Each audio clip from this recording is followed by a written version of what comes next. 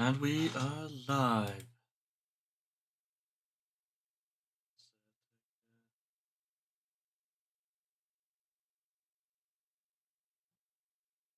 Test.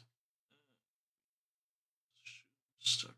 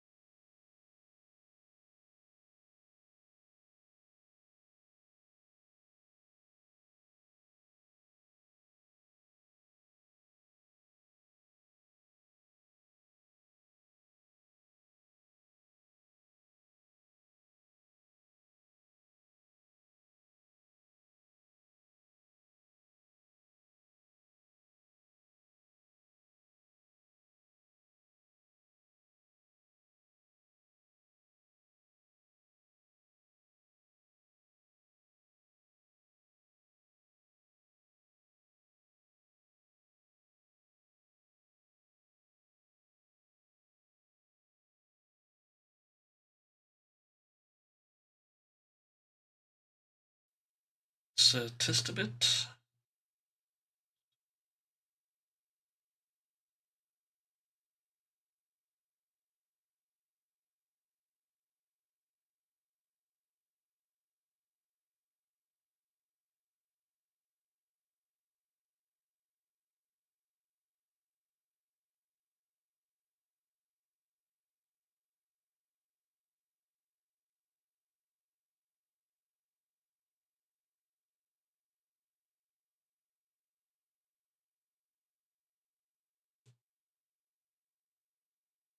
Oh,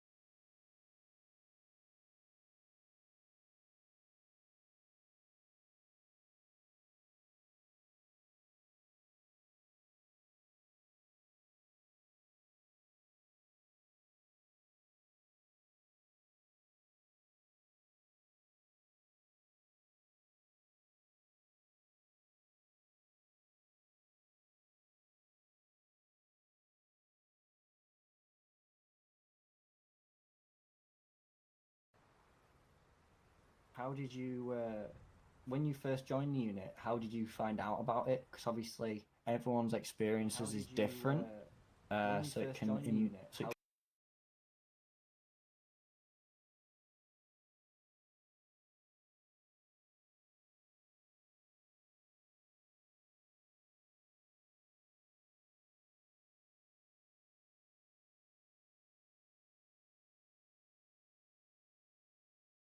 brief on that. Oh yes. So basically, here half a year ago around Easter, me and my friend Effect started playing Arma because we saw that you could finally save games in Anti-Stasi and Liberation and the small scenarios like that. So we could keep playing on that. And after around 200 hours of Anti-Stasi, me and Effect, well, Effect actually came up with the idea of looking for a unit to join so we could get in some more mil-semi scenarios and operations User like that. joined your channel. So we decided to scroll through Operator Drewski's Discord server, and then we came across Zulu Company's kind of ad, yeah, I would call it an ad, where we saw that you were semi-mil sim and you were holding ops every second or every week at around the time that would fit with us. Android, how's your? Just sorry to interrupt. Just to double check, is your in-game TS on shout or just on speak? On speak, it should be. Put it onto shout just see if I, cause I don't know if it's my audio. My audio's a bit bad. I think I might have to put the sensitivity a little bit up because I'm getting reports that it's not too loud. Let's try again, sorry. Hello. Hello. Can you hear There me we go. better now? I can hear you perfectly. It's just the audience. I want to make sure it's perfect for them because obviously we're here for them, not us, because we're so selfish. Ha ha ha. No, I'm joking, obviously. No worries. Well, obviously, carry on. Sorry. You were talking about you and effect sort of experience. Yeah. So we had played a lot of Anti-Stasi, and then Effect came up with the idea of finding a unit, so we could get into some more mil-semi part of armor, instead of just us running around like two idiots playing Anti-Stasi. So we went on to Operator Drewski's Discord server and found Zulu Company's ad, which said ops every week and the time that you guys play ops, which fitted in perfectly with us. We also didn't want to join anything too big because that could be kind of a little too big of an experience to begin off with milsimming and armor. Yeah. Well, obviously, like we've just discussed there a little bit. You said that you were quite new to it. So obviously, it seems like your experience with this unit, as it as your first, it was overwhelmingly positive. Obviously, I know it's in my experience with yourself. Obviously, it's been very positive. How would you say you felt about all of it from start to current sort of things? Well, so I Answer did it any way have you want. Swear at me if you need to. You know. dickhead.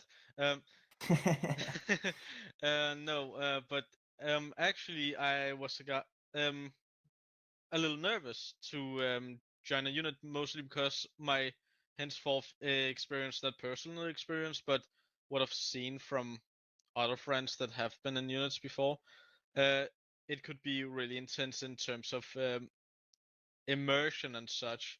So I was a little nervous about it being too much of people trying to get a real life immersive gameplay and not really focus on actually being teammates and such.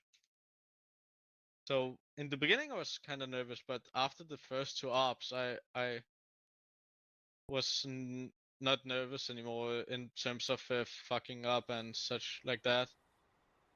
And then since then I've just grown more and more in love with the unit.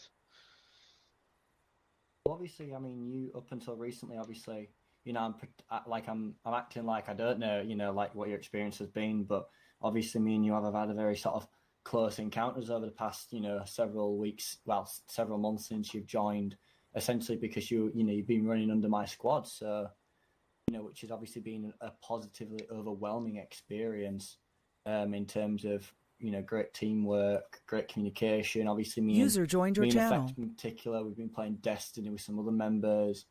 Obviously, we spoke about playing other games in the future. Obviously, even though it's not, we're not like playing out as people would say, I'll go into the pub for drinks, but a good friendship sort of has started from all of that. I think in a really positive way. Obviously, overall, giving a great experience for everyone. Now, obviously, that being said, we've got a member who we haven't spoke to yet, who's on the end next to yourself, Adana. Can you hear us, Adana? Absolutely, if you can hear me back. He's silent. Can you hear me? Android? I can hear him. You Yes. can hear him. Oh Yes. dear, Michelle. Give me a second. Don't tell me it's the fucking tables interfering with Tifa. Can't be. If it is, I'm gonna laugh. Check. Ask him to check Wait, what the did you say it could be? T4 version. Tifa, he tells me to say to you to check your Tifa version. My T5 version's the most up to date. Um, Yeah, I can also hear him. I can hear him. Chat is asking if you're on whispering. Possibly. He's always the There. silent type, apparently, according to one of the viewers. Yeah. I am on yelling now. So let's see. Can you hear him now, Mitchell? Give me a second. I've been back in. Hello. Who said hello then? It is Lex. Lex. I can hear Lex. I just can't hear Adana. I don't know why I can't hear Adana. Can you hear him? Can you hear Adana Lex? Yeah, I can hear him. Why the fuck can't I hear him? Have you muted Adana? No, I don't think so. Give me a second. Take a look and change volume. I'm just gonna change it. In fact, restore volume. Did he know you were saying so you muted him? Yeah, I muted him out of aggression. Like, it's clearly what it is. Like, but currently, unmute client. I don't know. Speak now. Yes. Let's see. Can you hear me? To me, it says local muted. Ah. So you did mute him out of an aggression. No, I can't. No. I can't then it is unmute him. T-Far. That's T-Far. Then it's T-Far. Is it my T-Far though, or his? Well, I can hear him, so it's fine. Yeah. User disconnected from your channel. Oh, that is. What did you do? It is typical times.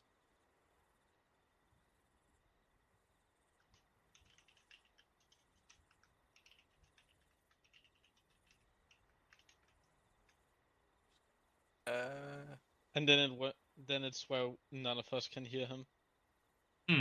Oh, he hasn't tried him back yet. Well, yeah, that would be funny. Oh. And There he is back in. User joined your channel. Right? Hello, guys. Can you hear me? Yeah, I can hear. Yes. I can hear you. Adana? Yes. I still can't hear Adana. Fuck you. It can't.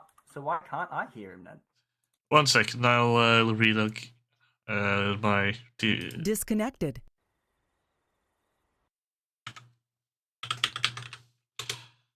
Let's do a relog for ourselves then. Connected. Error. Channel user switched. Left your channel. Okay, can you hear me now? Yeah. Oh, that's the issue. I think that's the issue. I also think. Yeah, because they're all on different servers, so it's probably mixing the two up. Yeah. Wait, how are you streaming this then?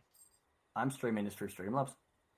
I'm streaming it. I have to bypass the audio to make sure that you could hear you guys, because it would So essentially, I don't even know if they can hear the game right now, because I can't. So I'm having to hear you guys through my headset. I'm trying to hear the thing through the thing, so it's like a wave.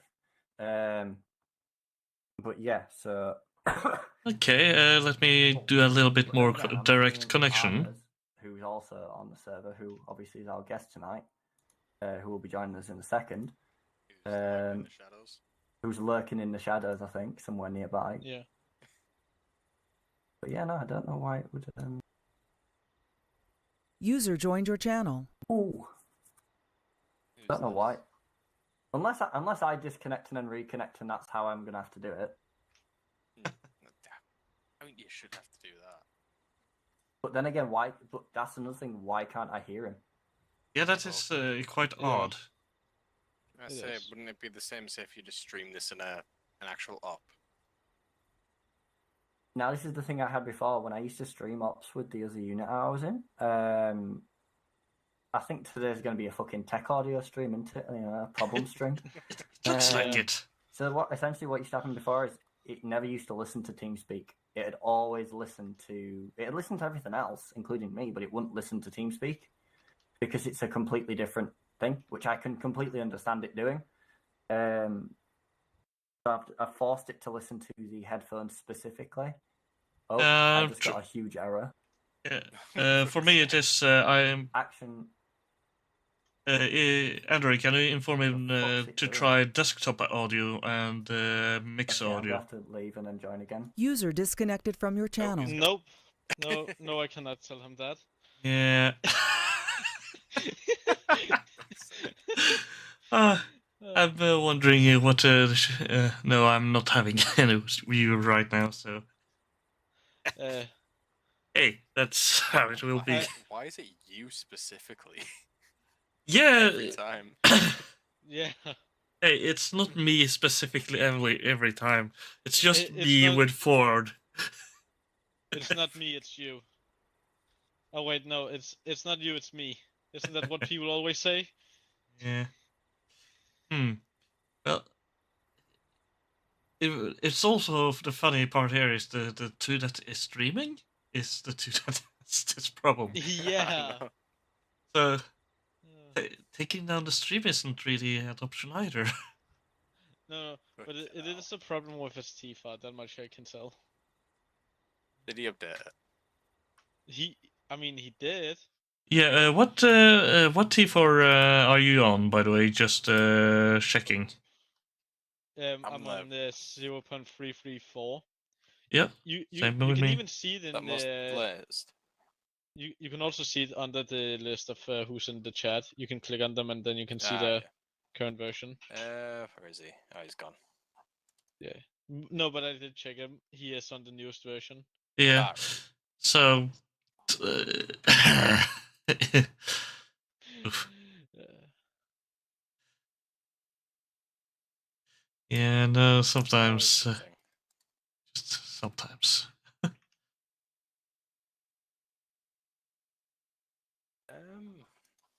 Might be trying to reload entirely. He's trying to fresh install the fucking. Oh, Oh wait, he's back in. Nope, never mind, he's gone.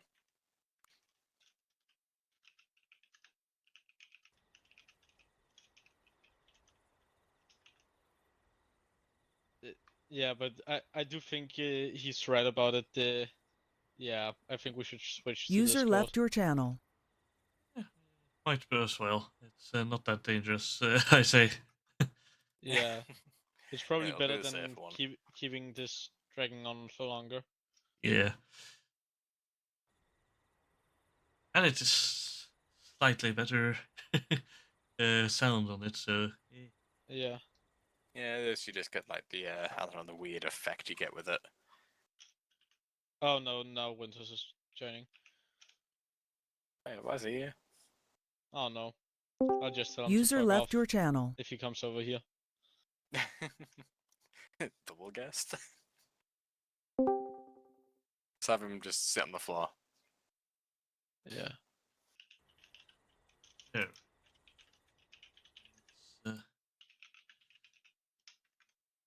Sound Mute muted. TeamSpeak. Yeah.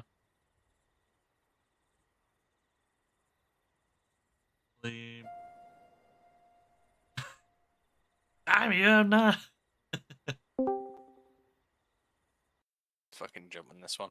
Yeah, we are using Discord this time. Oh wow, Yeah. God, you are so loud. Am I so loud? Yeah. You're on 100, but like, you know, that's default. Fucking hell. Oh, Alright. yeah. The reason is usually I have my mic there, and now I'm. Alright. Yeah. I like the fact that the guy that asked if we should use what's it called Discord isn't even on the Discord. Quick solutions, quick fixes. Oh, he's Yes, he's making a indeed. chat. Yes, indeed. Let's see Ooh. now. Evening, guys. Even And there we go. So how the fuck is all? So what's happened there? Do you think? Everything's just Oh, no. broke. Yeah, but Yeah. why is it just broke? That's the question. Like, unless Cosmic's just taking it down. Can't No, imagine. there are Oh. certain things happen sometimes. I have seen it before. But why? Is the question. Yeah, why is it only like a single person that you can't hear? Not everyone. Oh no. Oh Well, no. it was. Well, then when I reconnected, it was like I was spamming something. So I have no idea onto why. Okay, so so we're back now. Yeah, Assuming we're that. back. Oh Jesus Christ, that's loud. I'm turning you all down. Oh, Turning you all down in Discord. Yeah. Otherwise, I'm Yeah. screwed. yeah, we are yellow, I see, here in mine. There we go. Motherfuckers, you loud. Right. Okay. So So before, obviously, we were back. We're going to get back on track now. It's only been 30 minutes. So that being said, 19, but yes. I've had the stream up for a while. To be fair, like just testing things out. Alright. I got it working on TS, and Adana I couldn't hear Adana, and TS had a fucking fit, you know. Anyway, so that being said, Winters is joining us. Okay, so Adana, obviously you're one of the hosts of the podcast that we'll be doing, or this is the podcast that we're doing. Who are you, and what's your position with the unit currently? So currently, my position is as the unit's doctor, or the highest ranking doctor, and the only one with a fucking special rank. Nice.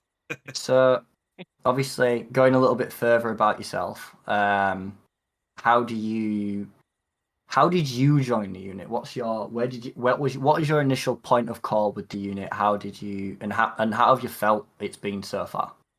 Yeah, so well, the call basically have come in from a friend of mine that basically have started units multiple times. Funny enough, started this unit too, I think, if I remember not so clearly. And that is, of course, a person called Tom's in our There we go. arma. So basically, know him in real life. We're doing airsoft, and suddenly was asked, "Hey, do you want to join in?" And yes, I tried to join in, and after that, I have basically followed the units throughout the last years, basically. There we go. Yeah, done quite a lot of different things with arma. That's fair enough. tried my best to not get an officer role, but hey, it's impossible at some points. Fair enough. So, with that being said, obviously, Lags, you're the last one to be introduced today. Because you're the latest on, not like we were meant to be here for 10 or anything. We had a plan. No, I'm joking. I'm joking. It's fine. This was the most disorganized I've ever been, and I hate disorganization. Anyway, that's just me because I'm a freak. Anyway, so Lags, who are you? What's your position within the unit? And obviously, again, what was your introduction to the unit, and how have you felt about it so far? Well, in the unit, currently in 1-1, who's the and Anna, who will be joining us later, is the squad lead for that. I'm pretty much the guy with a big gun. Always have been. Always been the gunner role, suppressing fire and trying to fucking cover everyone who moves in. Always kind of been the case. Say I'm also the 2IC for 1-1 as well. A bit like Adana, always kind of steered away from leadership positions, so don't really want to be moving any further up. But that's just me. And, you know what? Well, I've got up a position, so you can always move to 1-2 IC if you want it. To 1-2 IC if you want. I need people. I don't know how Anna would feel about that. Yeah, and also similar to Redain is Tom's as well. Introduced me into this unit, as I've always been kind of in his units for like the past how many years? About 4 years. Awesome. Been in his groups for a while, and he keeps remaking them and remaking another version of it, and until we eventually landed to this one. Okay. So again, obviously, I know that we've all spoke about having a guest on, so I'll introduce Anna. Anna is. These guys want to stand up for some reason. I don't know why. I don't know why Sunday stood up. Are you okay, gents? Is there a threat nearby? Do we need to deal with some insurgents? Are we okay? Are we Not safe? today. No. Not Not yet. today. Well, we've got protection. We've got, as you can see around us, we've got 3 men protecting us today. Well, we can only see 2 of them. Oh, well, there's one in front, obviously, behind the camera, behind us. I will quickly move so the audience can see. He's got his little setup there. There he is. He's protecting us from the paparazzi threat that exists. Where's the third guy? He's back. So there's one next to the Land Rover. There's one there's one sat down next to the fire pile with ready for a fire extinguisher in case we need to put out the fire. And then obviously there's the camera guy working on the I laptops. didn't see the fire extinguisher guy. Yeah, well, he's hiding behind a Dana and Android just in case. So Oh obviously, shit! Yeah. yeah. So obviously, if Anna, you want to come join us on the podcast stage, come sit in the middle. We've got a special guest chair for you. And if you've all noticed, we've got a second guest chair. Hooks, we're having another special guest who I didn't even expect. We're having Winters on, but he'll be joining us soon. As turns out, he needs a special privilege visa to get onto this map, which is called a mod, and he doesn't have it, so he's going to get it soon, hopefully. Bruh. So Anna. Yeah. Hello. Yeah.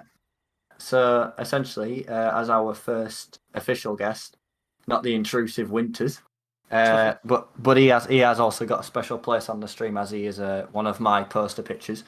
For those of you watching, you all get that reference. You want to sort of explain who you are within the unit and your experience so far, essentially, and how you joined?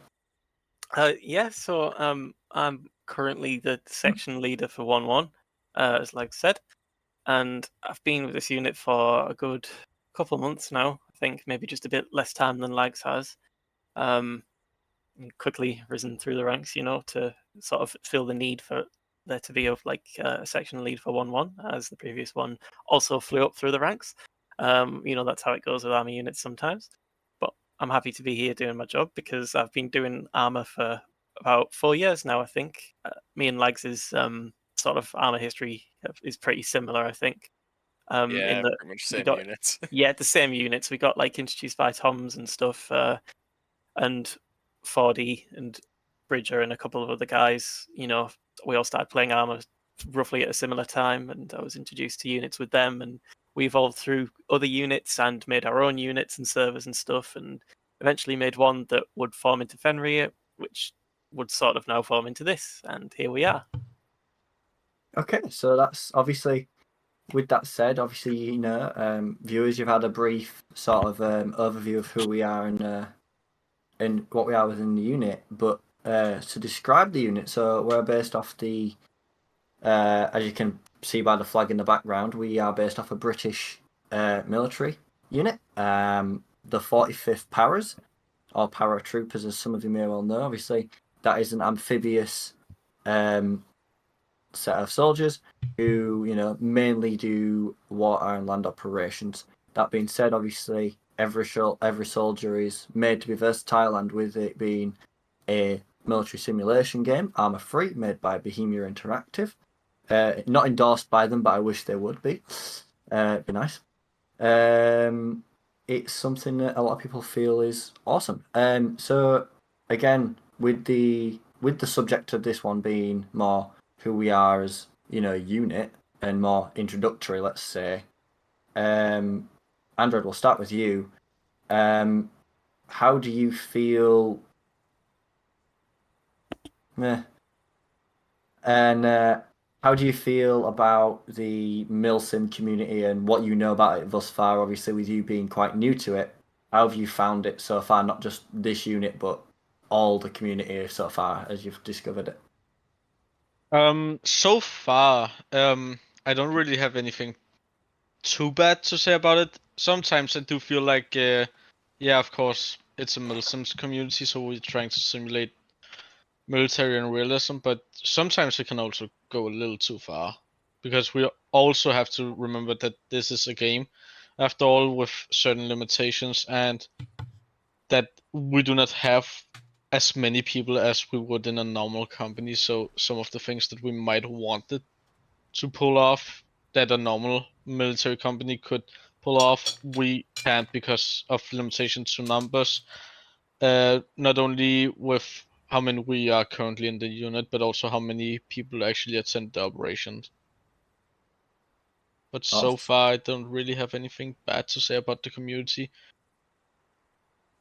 Okay. Now, obviously, with that said, I know Adana or Lags, or even yourself, Anna, you might have a bit of a different, and maybe a little bit of a different opinion on that, having more experience with the said community in Milsim as a whole. Adana, since you're like next to us, we'll go in a bit of a circle. What would you say your overall opinion or sort of experience with all that has been? Well, I would say for as with quite most unit groups and such, it's something that can both form friendships, but of course, and long-lasting ones too. That is, of course, positive of this. Then you have, of course, the more darker side of things, of course, that sometimes you just meet the wrong person or the wrong communities. In the most communities that I have been into Milsim world currently has been quite the lighter version, and those have been quite focused on having more fun. Okay, so with that said, I just want to correct myself a little earlier. We're not paratroopers, we are Marines, Royal Marines to be exact. I don't know why I said that. I just. I was thinking that, like I said, do you know something I don't? Well, I might know a bit about reform. No, I'm joking. No, so yeah, Royal Marines. I do apologise. However, paratroopers have been known to work with Marines on many occasions, as we might all well know. As the army as a whole is one whole thing. Royal Marines, however, do tend to work with Navy a bit more. Are stationed with naval positions more, as again, Royal Marines are amphibious. That being said, thank you, Anna, for correcting me in a private message. Not trying to embarrass me there at all. No, I could have said it out loud, but I didn't. You should have done. You should have done. Yeah, you Embarrass should me. have. Do it. Just absolutely attack me. But that being said, obviously, realistically, the community is a huge thing. Thank you for your point, Sarah Donna, and Android. Lags. Obviously, going through that in that circle motion. Let's hear from yourself. What have your experiences been with the sort of Milsim community at a greater whole? Well, I said just all like the kind of same thing. Each unit kind of like does the whole thing of obviously you start up, it starts small, gradually expands and expands, and then either one thing slips up and it fails, or like for example, burnout's a big thing.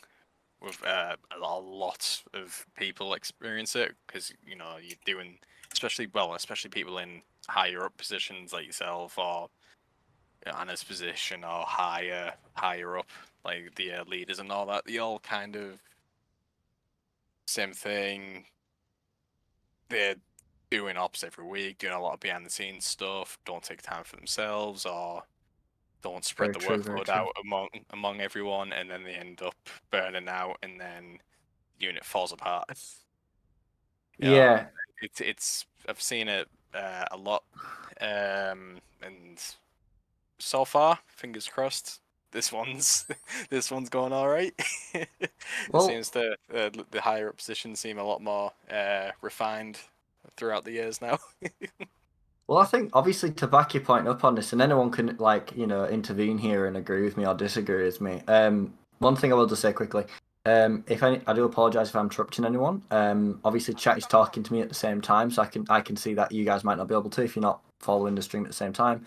We've got a member called Curse, who you may also know within the unit itself, is sort of giving a few questions and comments. Obviously, I will be responding to them, so I do apologise for interrupting you. I'm not interrupting you. I'm just speaking to the audience at the same time and commenting on what they're saying, or even he's put a paragraph on purpose. Pushing for equality leadership. Yeah, he's just talking about the cycle of life here. Live, eat, shit, die. Anyway, that being said,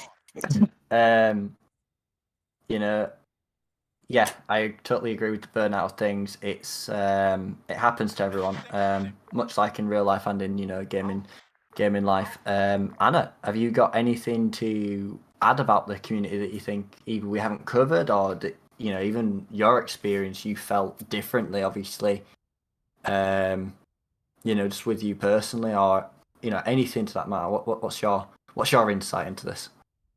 Yeah, well, Lag's definitely hit the nail on the head with burnout and stuff. It's, as with anything, it's like you say, like gaming and real life stuff. It's a big problem, burnout, but it becomes an especially big problem when you have like a regimented thing. By that I mean, like, we have weekly ops at the same time every week, trainings on a fairly regular basis, and lots of things that keep happening over and over. You do this training, you get the certification, put the work order in, etc. It's very it's not monotonous, that's the wrong word for it, but like I say, it's very sort of regimented, and that I think has a higher risk of burnout, which is why a lot of people do burn out of army units. In my experience, in the fair few I've been in over the years. Well, I can only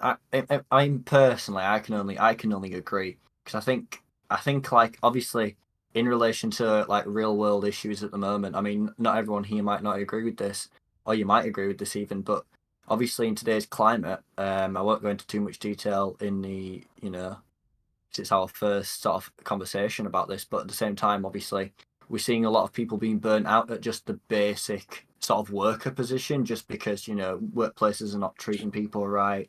Obviously, there's a toxic environment, and obviously, the same can be said for a lot of gaming communities right now. Obviously, you're going into some older games such as Call of Duty or Fortnite, and you're meeting a lot of toxic players or community, which dissuades people from playing further. Obviously, one comment that was made by the viewer earlier, that a lot of people want to be pilots within units. We all know someone. I can guarantee right now, all five of us know somebody who only wanted to be a pilot in a unit and doesn't play with a lot of people because of that reason alone. What does everyone? Does anyone disagree with me on this, or is everyone? What does anyone have anything extra to add? I'm curious to everyone's sort of mind on this.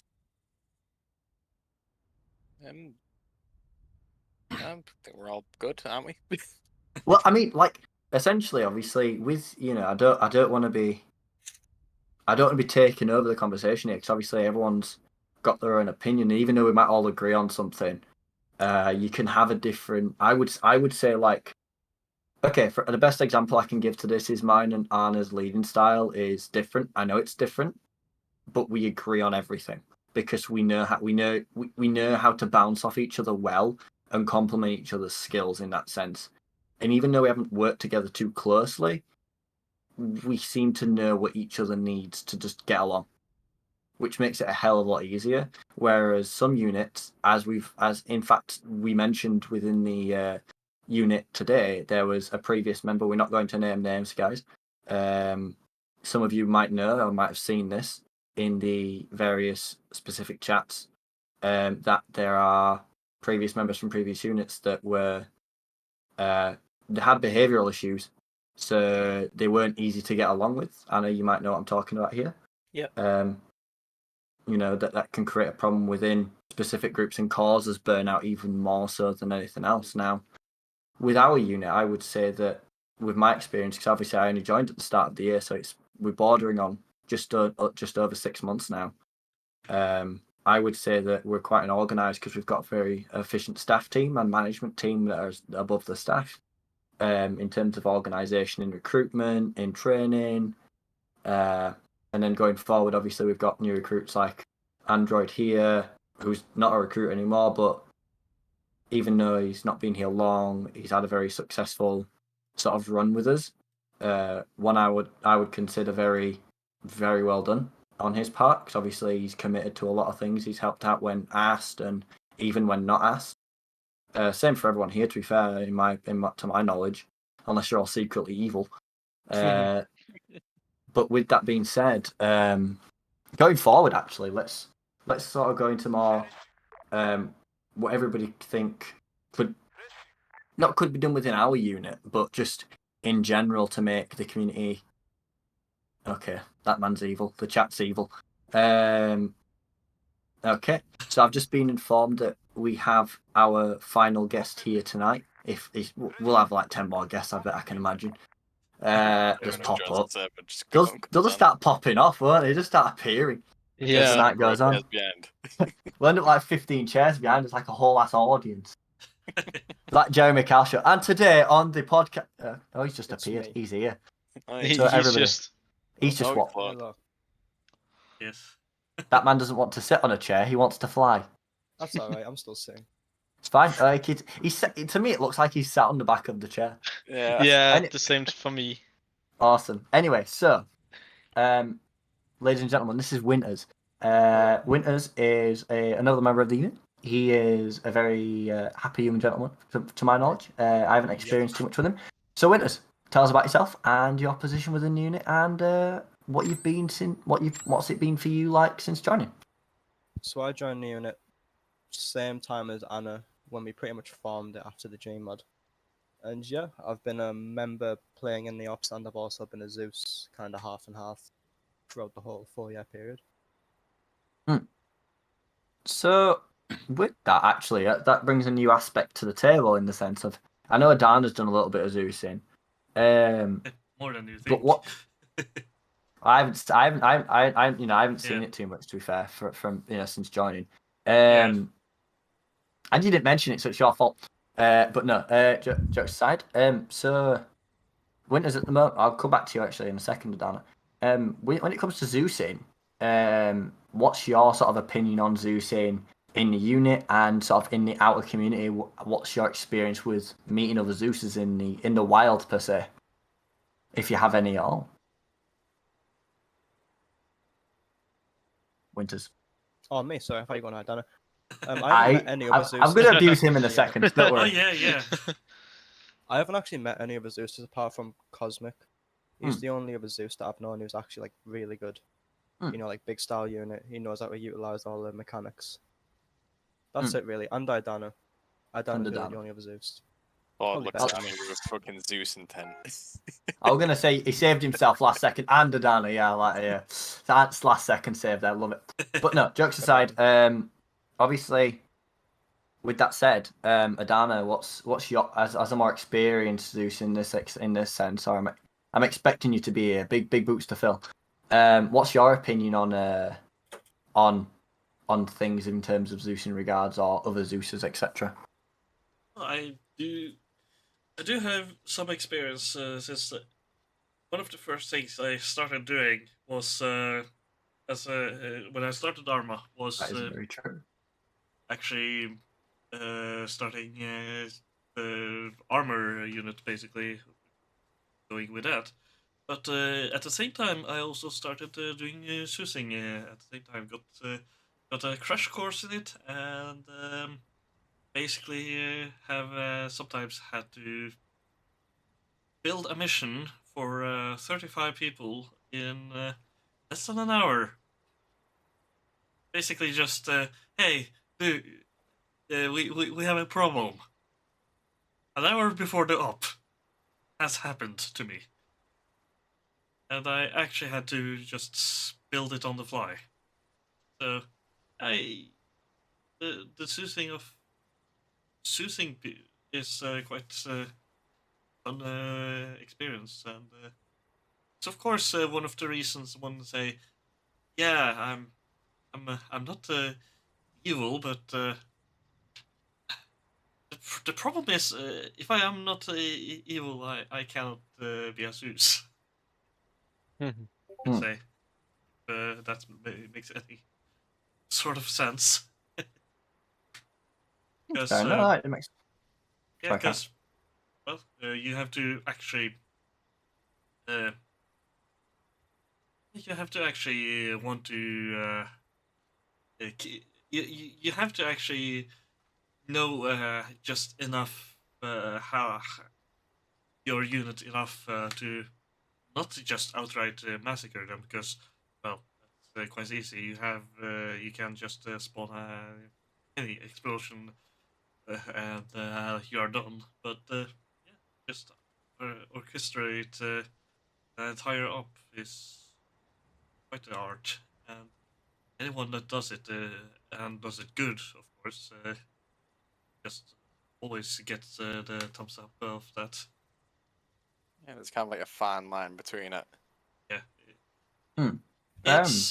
It's basically, if you think of what can make a good up and a bad up for with a Zeus, is just That is very just true. one unit can make the difference. But another thing is, of course, Zeus's often have a deep hatred for air that flies too close. Activates every single unit.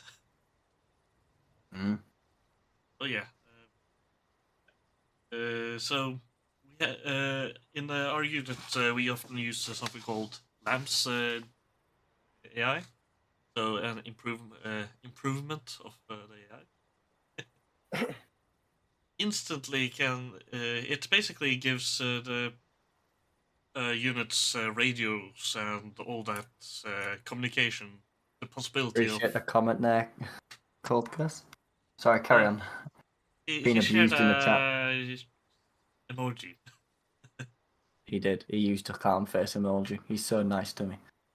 Mm-hmm. So obviously, we've spoke a little bit so far about who we are, what the unit is, some of our experiences on a personal level with the sort of community.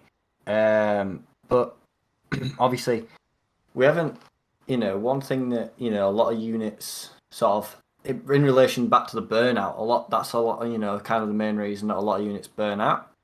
And with that said, obviously, a lot of it is. I see it's because on a personal, I see it's because there's not enough variety. Whereas with the 45, I see that there is variety there. Obviously, we've not just got the basic infantry who can have varied roles. We've got Breaker, which is the specified support role or group, and then we've got 814, which is the air. Obviously, every unit has an air or some kind of transport sort of set of people. I'll go more into Breaker first, obviously, with the one of the key people of Breaker, Holland, with his various personalities, watching us tonight. He's. How many beers has he drank? I don't know. He hasn't said yet, but we'll find out, I'm sure. Yeah, probably about 11.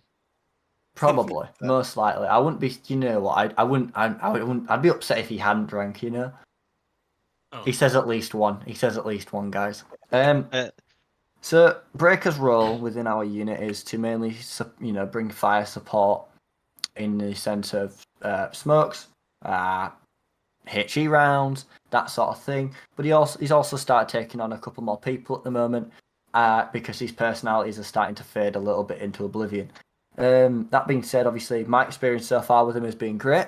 Again, as a squad lead, you'd think that my conversations with him are a little bit more intense, as I will utilize him more on a personal level more often. Same for yourself, Anna.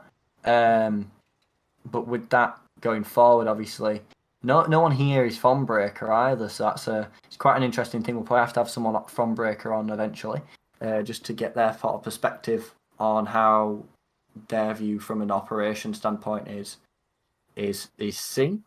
We all pretty much have the exact same view, just from slightly different points. Yeah, exactly. But then again, I think Adana is medic, me and Android is like grunts, I guess. Well, same with Winters, and maybe Winters with Zeus.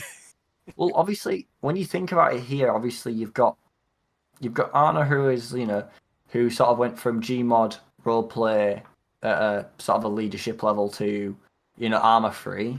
I started out as armor free, but I literally climbed until I earned my own unit with a friend, and then obviously I ended up here after a couple of years of running around like a headless chicken.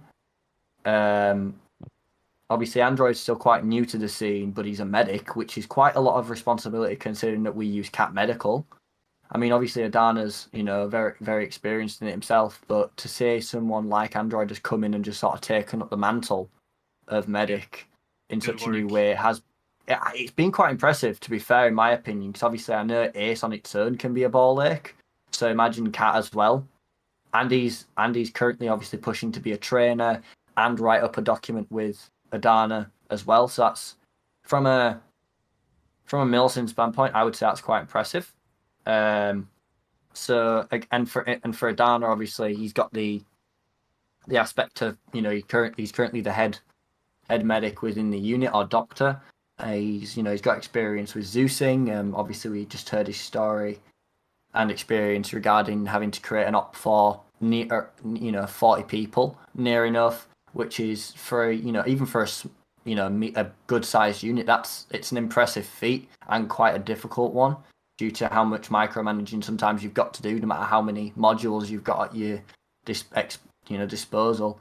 And obviously with Winters and Lags, obviously even though your grunts make up the bulk of any unit and are essentially key to its success. Without people on the ground sort of enjoying it and shooting enemies, you haven't got anything, have you? Really? There's no fucking unit there, is there? No, and that's the thing. Obviously, I know. Obviously, so obviously I do a lot of background in terms of recruitment. Same for yourself, Anna. You've hopped on that bandwagon as well. You're doing a lot in the background, and sometimes people don't see that. But at the same time, if there weren't new recruits joining, we wouldn't be doing anything. We'd still be, I'd still probably be playing Valheim and Skyrim, and I might be still on Gmod. I know a lot of people go, well, without so and so it wouldn't work, and that's true. But without the whole group as a whole, it's quite an important sort of thing. Every role is important in that sense, obviously, but when it comes to in-game, the roles shift. I've always said in-game, the medic's the most important on the field, but everyone's got an opinion. So moving on to that. Go on, sorry, Adam. Yeah. I want to just take a little bit of a stab there because, the medic is kind of a grunt too. That's the thing. It's just a role that a grunt can have. Yeah, especially like the frontline medics, because like you can have different ones where you can have like the guy who immediately like heals you on the field, or the guy who like sometimes sits behind the lines and deals with all the people that are like on the fucking ground, like bleeding out. Welcome to the stream, Cowboy. By the way, as one can say, ask away. Sorry, I was just talking to stream. Apologize. Yeah, I'm just also saying. I do say a glorified grunt indeed. Holland, indeed. Yeah. As one say. Can I also just say one thing? This is the thing. Yeah. So we're talking about our roles, right? But what I don't think we have actually realized is that we're actually split up into a set of, or two people of each set. We have me and Adana sitting next to each other, being a part of the medical team. We have you and Anna sitting next to each other, being part of management and leader positions, and then we have Winters and Lags that are, the grunts. That is true. I'm not that much of a gun. I'm half and half. I mean, an interesting comment has just been made in the chat. Captain is a glorified grunt with a megaphone. Now, we all know a certain member in the unit who would, I don't think, agree with that, is Captain 40, obviously holding the rank of captain. I think someone's going to have to put that in the quotes of the unit. If someone would happily do that for me, that would be absolutely amazing. Put it under Holland, obviously. Brilliant, love it. We're going to have to bring that into the next thing. Because at some point, obviously, we are going to have to bring, a couple of the higher-ups from the unit into the sort of the podcast, just so we can get their sort of, insights into how things come from their angle. Obviously, that being said, going forward, we're not going to always talk about unit related things, because everyone's got other things on the mind. Just the other week when we decided to make this, Lags and Adana and Android, we were talking about, I think we went through everything possible from gun laws in countries to politics to games that we like, and even personal things. Obviously, probably some of it we shouldn't have really recorded, but I personally, I think how we address the subject. I know don't get me wrong. on various platforms, it's going to be very, very, very heavily looked at and maybe even censored. But you A lot know, of this for us is just a bit of fun, just a couple hours of just, not hardcore gaming or having to think about how we're going to have to fucking kill someone and shoot them 50 times because they're, Ion or PMC and, tank rounds like, no one else. But that being said, we're currently doing Halo things, aren't we, with the unit? And so obviously everyone here is not too experienced with it. What was everyone's opinion on that then? Obviously, with Anna and Android, I know you guys are not experienced in terms of Halo mods with Arma before. What was your two sort of? What was your experience with it? Obviously, being the first time then with Halo related mods on Arma. I can say that actually it wasn't too different from a normal up, except for the way we were deployed. Mostly because I was still head deep in the medical menu. So mostly it Yes. was the same for me. I thought it was so cool. As you said, I don't really know much about Halo. I played a couple of the games back on the 360 back in the day, but that's about it really. But when we were younger.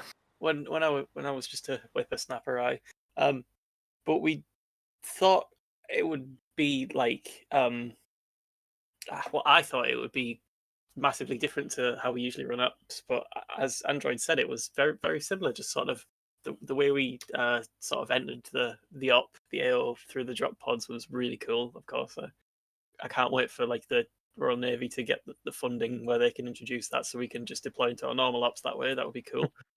I'm gonna be honest. I think that's gonna be a couple. Well, unless SpaceX is finally gonna get that space station up and running, Yeah, I'd say we've got a couple of years to wait before that, so we can enjoy it. We can enjoy it in Halo side ops for the meantime, I'm sure.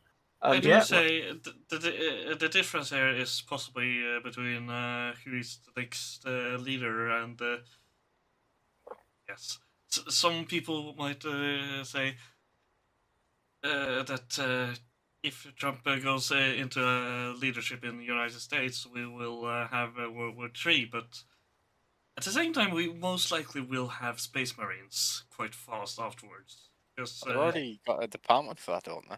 Yeah, he made it. It's the Space Force. Yeah, so the US has the Space Force. Ironically, actually, the UK has, I think, just sort of put out a document saying that we will have a Space Force as well. I think the department obviously is not as well funded as America, mainly because we're not America. But that being said, obviously, we do actually have a space program that I think was run with NASA at one point, mainly because obviously, as you all know, NASA was run, because it was the biggest space organization on the planet, apart from Russia during the space race age. I don't know. I will also say Norway is actually one of the few that actually has a rocket launch right in Europe. But then again, you don't like, when you. Oh, hang on. Can I ask what you're running up there on the left? Okay, so sorry. So someone in the stream has just asked what the images on the left of the stream are. So essentially, what I did when I first started streaming is I wanted to. No, it's fine. I wanted to add my own niche thing, and that is just random images that I like or screenshots I've taken in games, and that's it. Just loads of images that I've found. And at the moment, they're more Arma related, because obviously I take a lot of screenshots to play Arma. Some of them are made by our very own unit member Holland, aka Cold Curse in the chat. Obviously, one of them is even related to our guest here tonight, Winters, actually. For anyone on the panel who's watching or even looking at it. I don't know. It's just fine. Fire mission is fine. But yeah, sorry about that. So there you go. There's that answer. Those images are just, personal likes and dislikes related. Sorry, Dan, I did interrupt you there a little bit. But yeah, it's okay. It's I did say I'd be doing this, so I do apologise again, guys. What we see. Does anyone else have anything to add in regards to the sort of the difference in how the Halo op was to the normal sort of situation ops we do? Yeah. or how they experienced it, for example. Web Knight's fucking Covenant when they dropped. Yeah, That like Ooh. completely turned the fucking off. it was very similar to our standard ops right up until the last 10 minutes when the Covenant dropped out of the sky, as you say, Legs, and then it just, I think shit did hit the fan at that point. Oh, Yeah. I at wasn't least on the for floor, us. unlike Anna and Adane, who went face to face with a fucking hunter. Yeah. Yeah, we got kind of pancaked by something, and as you say, Hunter, I don't really know what it was. Just this massive thing came out of a drop Yeah, pod the and big shot. fucking guy with the big fucking fuel rod cannon. Yes. Yeah. That Are- Yeah, it yeah. was I wiped said out majority rocket of one launcher two. and then try to get to cover and yeah, that.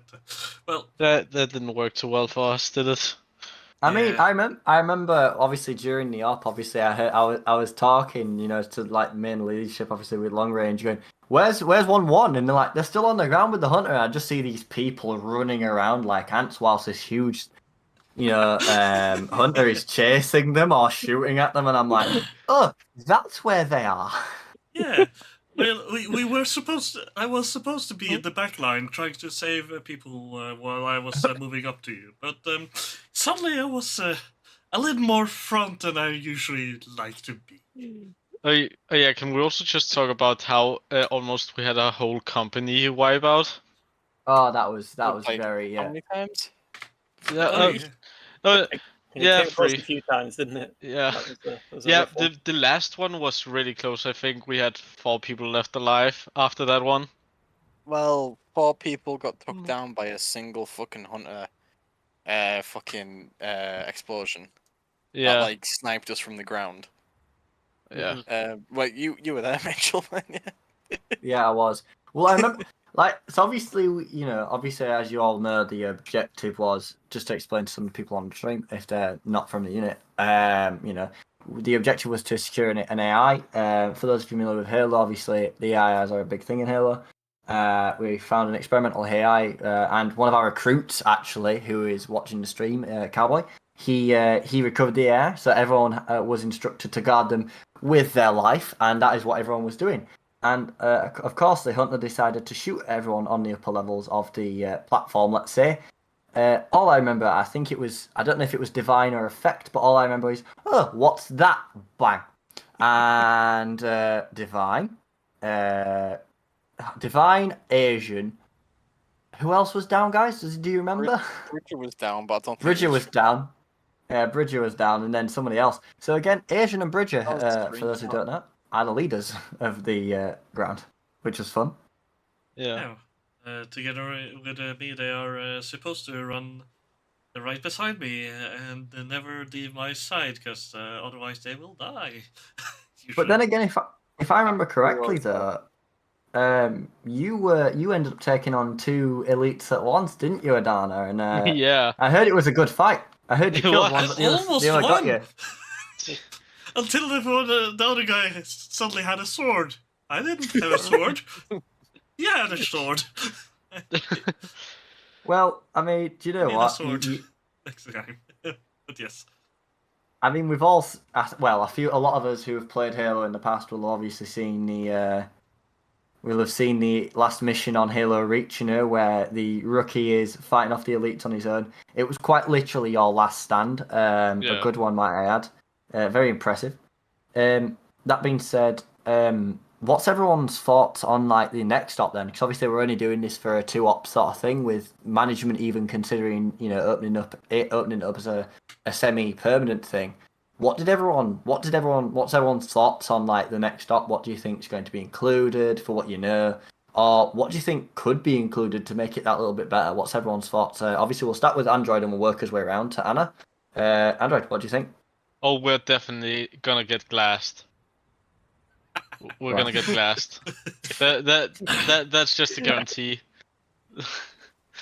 But yeah, no, I think it's gonna be expanded with more with Covenant, because I did hear 40 and Cosmic talking about what's called Cosmic telling 40 that it might be unstable with the Covenant, but to at the end of the op to give it all he got with the Covenant and see how the server would handle it. Just try killing the server.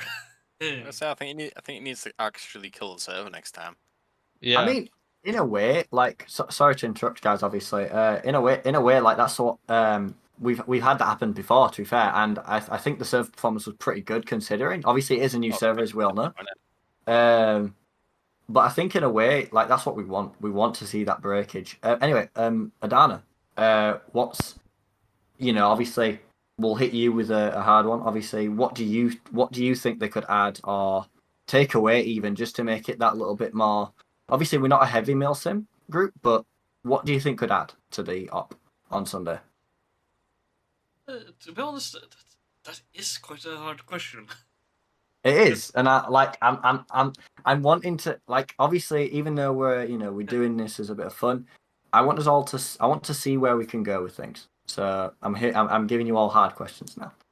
I would say that if, for example, together with a breaker, that we add 2 more armored vehicle of a lighter variant, that one potentially the ones usually not sitting usually sitting in the back can do.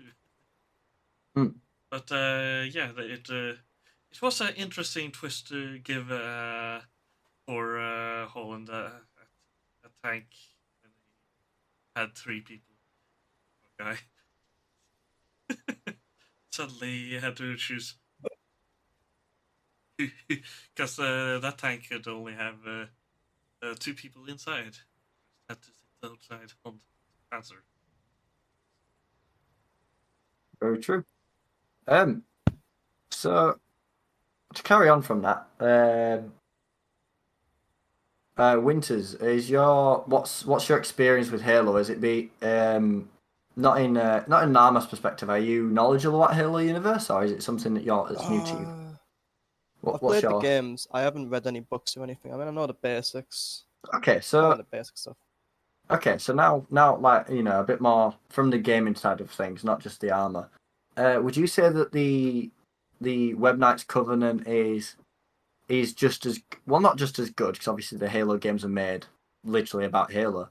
But would you say that the mod is as good as, or what's the quality of it compared to the Halo games themselves? I didn't play the last stop, but I have used the Halo mods.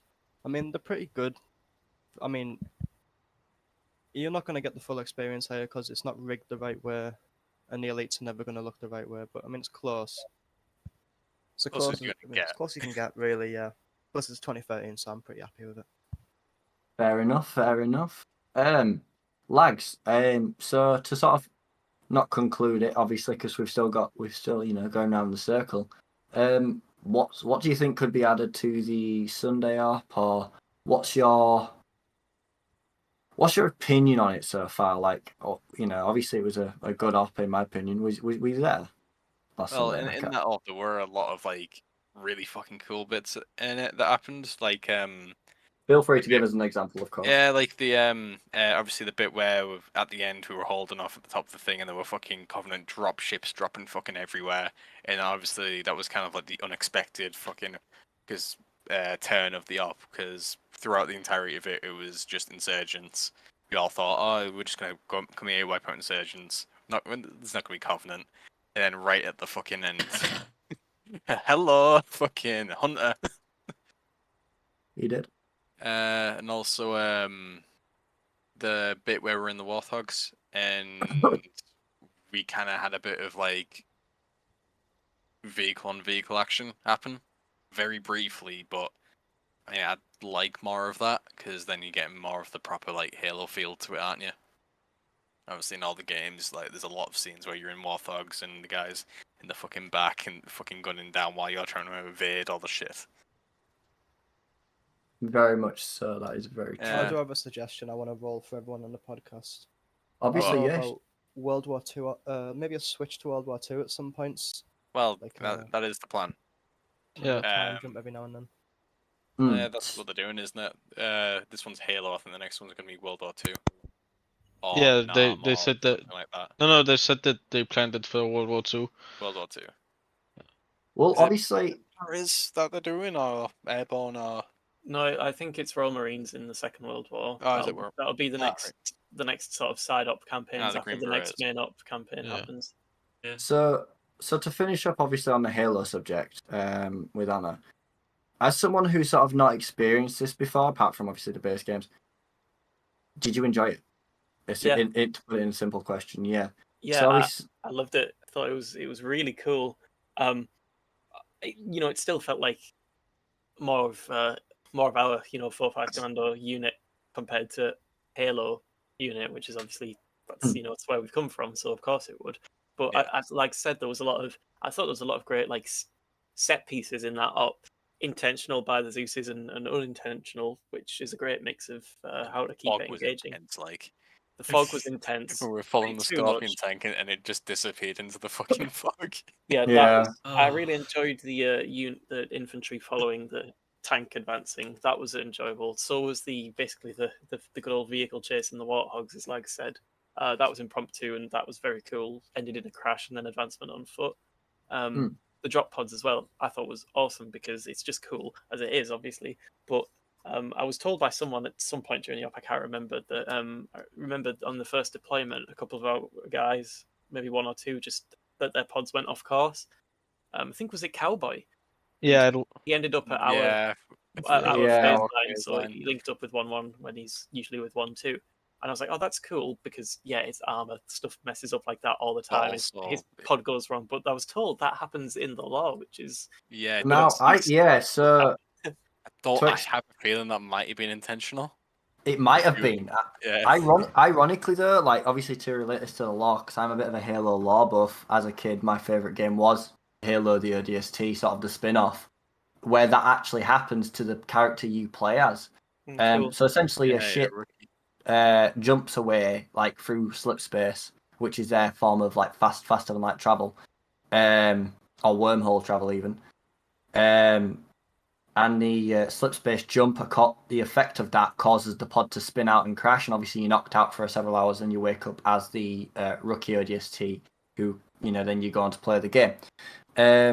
So yeah, that was quite a good effect for Cowboy to experience, even as a rookie, like within the unit himself. That was quite ironic in a sense, I would say. Yeah. The same happened to one of your guys as well later in the op, because myself and Divine dropped with one of your boys, and he ended up disappearing into oblivion after the pod landed at an odd sort of bit, and it bounced. Yeah.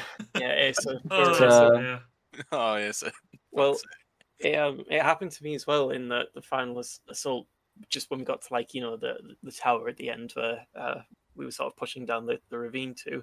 I was in one of the last waves of redeployment, and my pod hit someone's on the way down and got pinged off at an angle. I was inside in first person, and it was just spinning, and I was like, well, I think I'm going to be sick, but this is pretty cool. I saw the ground coming up. I slammed into the ground. Obviously, armor being armor, I must have hit like a pebble or something. Bounced back up into the air, and I was spinning at such a speed that it was starting to drop my FPS. I eventually slowed down, came back down, landed in the middle of nowhere off to the side of the objective. I thought, well, that was cool. So I had to make my way back on foot. I could have asked for a TP, but I thought this is pretty cool. So I walked back, occasionally getting pot shotted by some of the dudes, to drop down literally off a cliff next to Idana. I don't know if you remember that. It just sort of appeared next to you. And that's when we got ganked by the big scary alien. I will also add one thing that maybe Howard should wash his ears so that he hears that I was saying add 2 more heavy vehicles, not remove the tank. So obviously, to round that up from, going on, as we mentioned earlier, we're looking at going into more other subjects, like World War II, for example, obviously. What we'll do, not just keep it to that, but we'll branch out a little bit here and go. So obviously everyone's got their own dislikes and interests and, that sort of thing in terms when it comes to more fun type ops. So obviously we'll start with yourself, Anna, and work our way around back to me.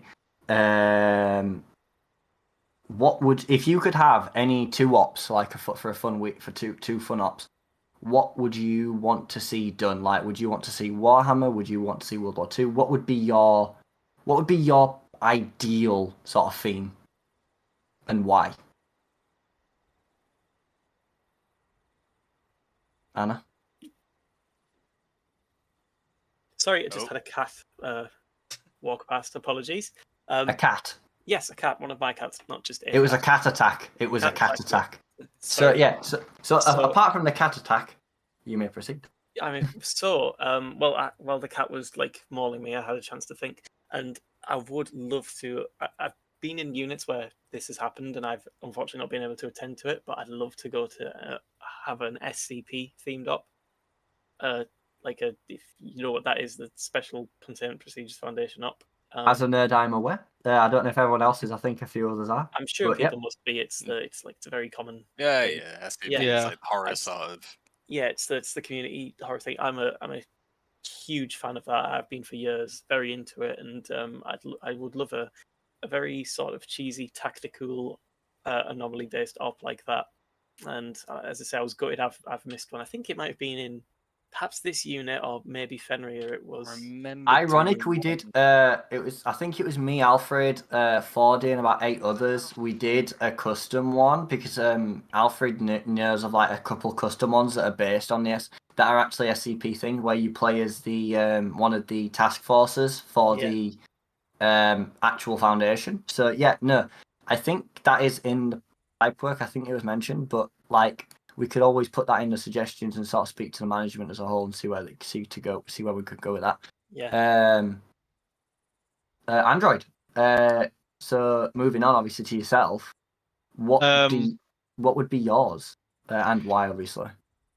Well, I was gonna pick SCP, but since Anna stole that one, I would say Yes. the second one I would actually pick is probably either Vietnam or Star Wars.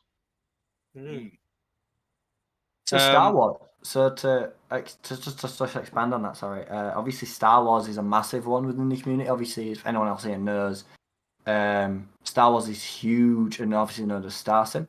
Sorry about that. Just carry on there, Android. Just wanted to give a bit more for the audience, just in case they didn't know about it. Carry on. Yeah. So the reason I want to do Star Wars, right, is because I've always been a huge Star Wars nerd, and that's actually basically the reason why I want to be a clone trooper. I don't have any other reasons for playing for coming into Star Sim. Just want to be a clone trooper. The man just wants to be a clone trooper. I love it. Who doesn't, to be honest? No, That's a fair point. It sounds like something we could do. I'm sure everyone would be up for that at some point. We'll have to put it. yeah, We'll have to try and speak to the management about it and get it in the works. Gotta be clones though. Yeah, we've got to be. Well, we could always be clankers as well, just to mix it up. How dare you suggest that? No. I don't think you guys realize, but Mitchell actually has the same IQ as a clanker. Oh, is that so? Yeah, that is so. I'm going to sabotage your armor career so hard. No, what career? Exactly. No, I'm. So obviously, moving. God, tickled me there. That's tickled me too much. So moving on to Adana. Even if it's the same thing, what would you? What's yours? What would you love to see and why? Well, I'll tell you that we already have certain. We have actually I have actually done op where we have actually had the scary part. So yeah, no, that is we have in the old unit very good call it, but also I would say it has we have enough people. Basically just continuing on with it, but we have the priest, of course.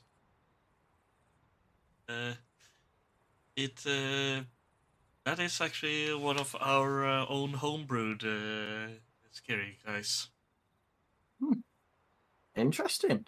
Now, like, obviously, with those who remember it, obviously I wasn't a part of Fenrir, some other people weren't. Myself, Android wasn't. that could be something that obviously brought up and discussed in the background again would be very possible to do. So Winters, Yeah. what's even if My- it's been discussed already, what's your sort of what would you want? Oh, Why? pretty much decided. They're already going to be World War II, but I want one in World War II. Norway, and one in either Germany in the later part of the war or somewhere in the Netherlands. Is there any reason for that? Is it something that you've always been passionate about personally, or Yeah, you know? I like a few of the World War II operations. Plus, there's one operation where there were British paras who went into a heavy water plant in Norway and got out without being noticed, destroying it yeah, pretty much. yeah. That's like an Like, unheard of that's- story. I mean, Well, obviously, And there's Anti-Stasi, which is there's a World War II version of that where it's like set in there is. Norway. I want to use that and maybe run ops in it. Use Yeah, that map. Did we not Yeah, play that- a Polish version of that? yeah. There's a But Polish let's- one, but they made a Norwegian version of it as well. Oh, very cool. The Polish one was excellent. It's like the World War II setting lends itself well to Anti-Stasi, I think. Oh, it does. I mean, Yeah. when looking at World War II as a whole, like not just with armor, with like in every sort of setting. Obviously, you look at there's a lot of World War II games out there. It's not just armor in that sense, obviously, and because of the historical era, and even though it was a very dark time, obviously, it's a very rich part of history for a lot of Yeah. people. So there's a lot that you can take away from it and have. I don't want to say a good time, but you can enjoy yourselves. Yeah. That being said, not going down the rabbit hole of dark history, Lags, what would if you could see anything or do anything with an op or a couple ops, what would you want and why? Well, I'm pretty sure Anna and Winters will remember this, but there's a guy called Spike in one of our units, one of the older versions of Fenrir. Actually, Dane, you might remember him as well. He did a Starship Troopers unit for a little bit. Oh, yeah. That was sounds like brilliant. an absolutely great idea. Yeah, it was Brilliant. really fucking fun. Sadly, it didn't get much traction. We had like maybe 8 people on at a time because it was a very niche one, but it was really fucking fun. That's cool. Did you guys have a Zeus? yeah, you did. Yeah, he Oh, was yeah. all right. He was all right.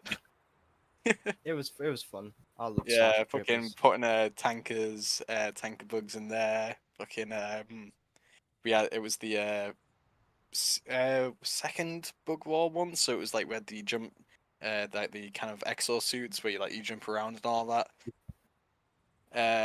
And we had a bit of a bit where we used just the regular fucking standard army uniform that you saw. That's more like on the posters and that for the films. Yeah, it was really fun. You fucking shit yourself when you turn around and you see a horde of fucking 100 bugs coming at you.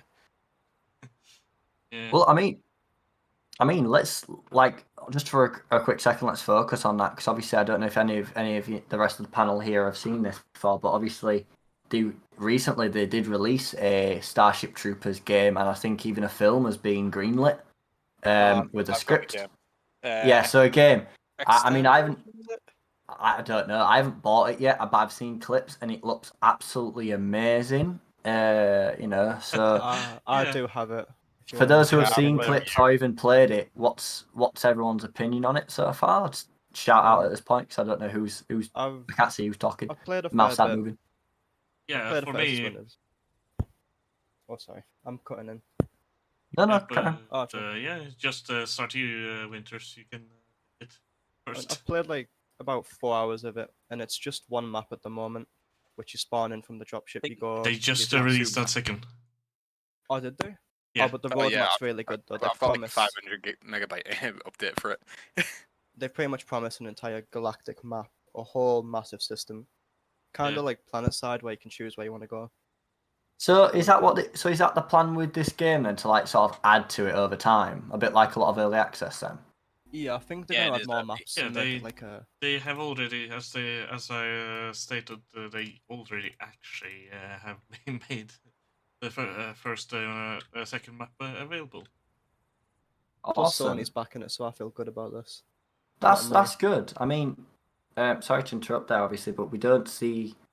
Just to back this point up a lot, we don't see a lot of games now. Obviously, we all know about early access games. We're all PC gamers. we see a lot of games that come out and don't get in any traction even from major companies because a lot of the subjects, shall we say, don't gain much traction because they're just not interesting anymore, and it never really goes anywhere.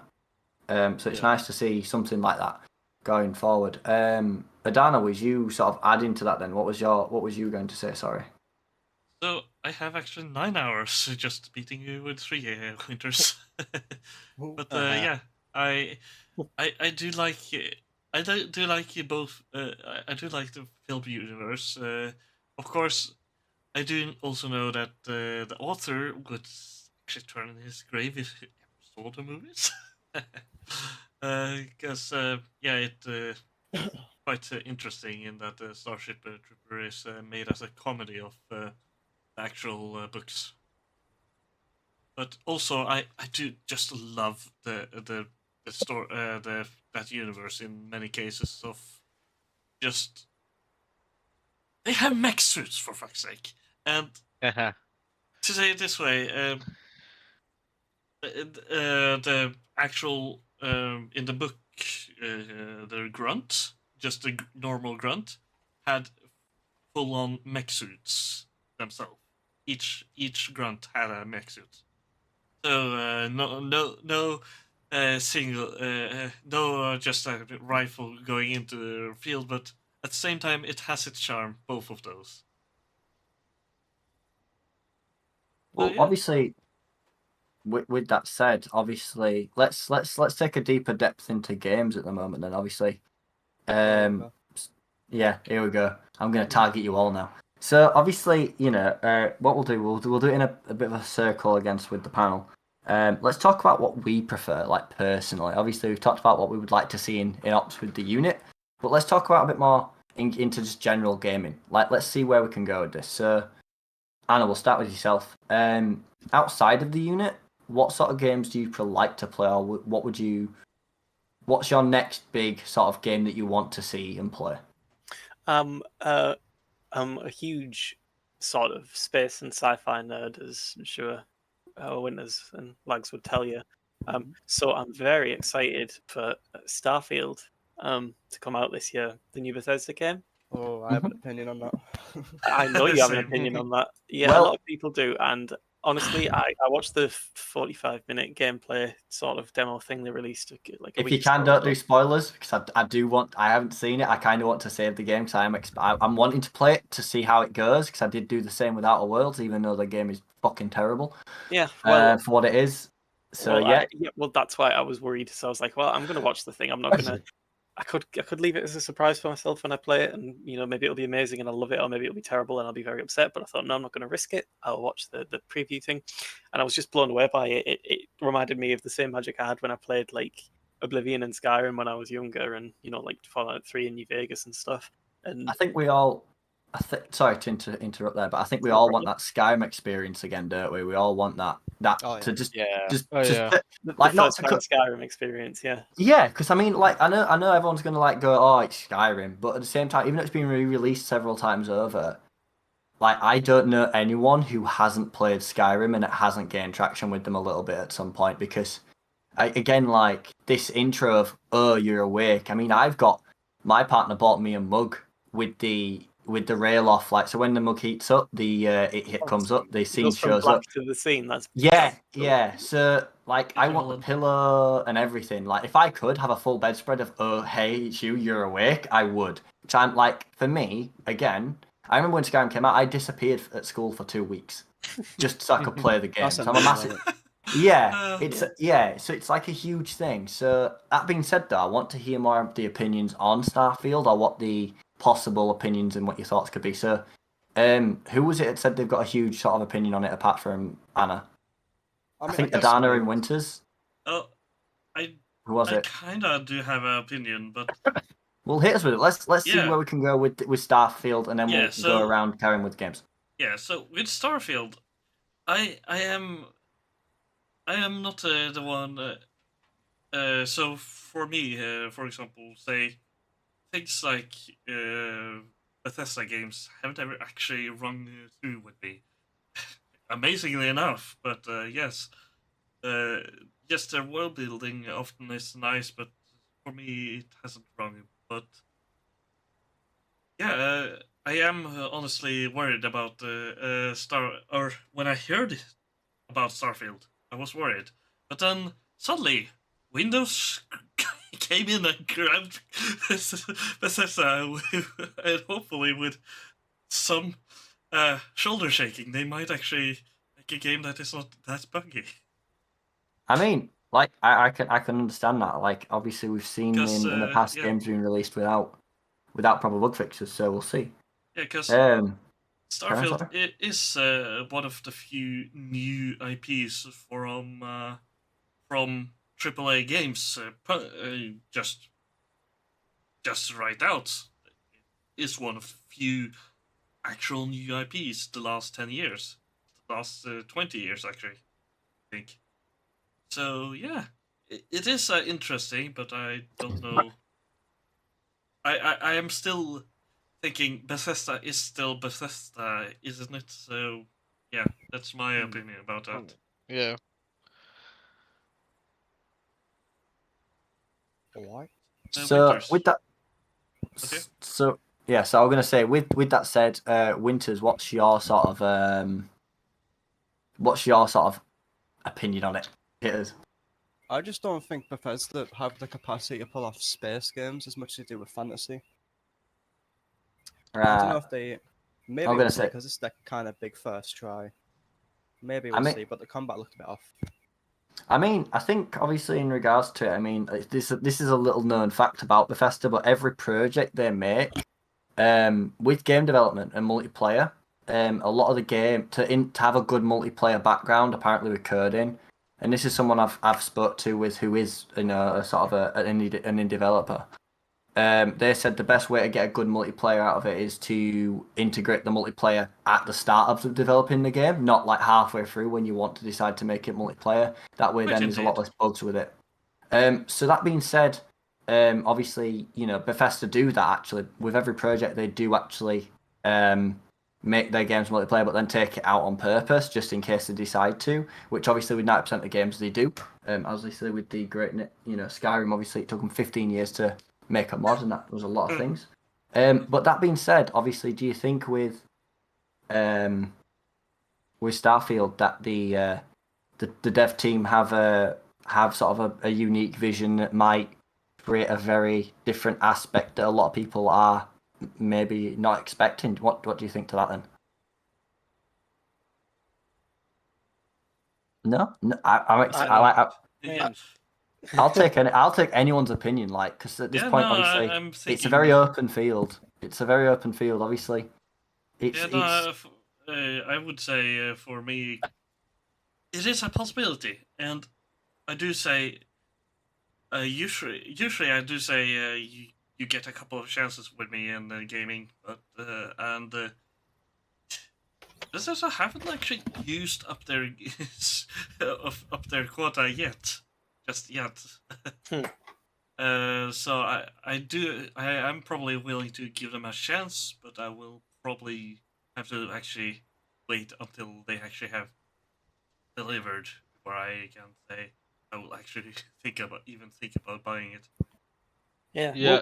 Well, that's you shouldn't. It's not just a Bethesda thing not wanting to pre-order or buy. As soon as it unlocks on Steam. With the state of games releasing now, it's more prudent to wait a week, a month longer, perhaps, before buying. Yeah. I've To see made that reviews and mistake many updates and times. stuff. Yeah, who hasn't? Everyone says Cyberpunk. I'm never going to pre-order or I'll wait for a month. But there's always that one game they're so excited for that just say, "Oh, I'll just get this one." I Yeah, think the marketing always gets you. It The does. only one so far that Everybody's- actually went through was fucking Diablo 4. That's actually had Yeah. Has that been worth it? Do you think? Yes, that had I've- insane I've- marketing. To be fair, I'm not a Diablo fan, but do you know what? Like, I can see why a lot of people have sort of really dug into it.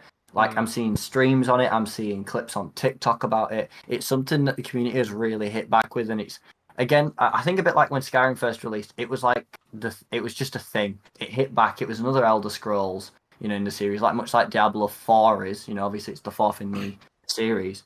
It's just hit with a feel that people have really got back into it and invested.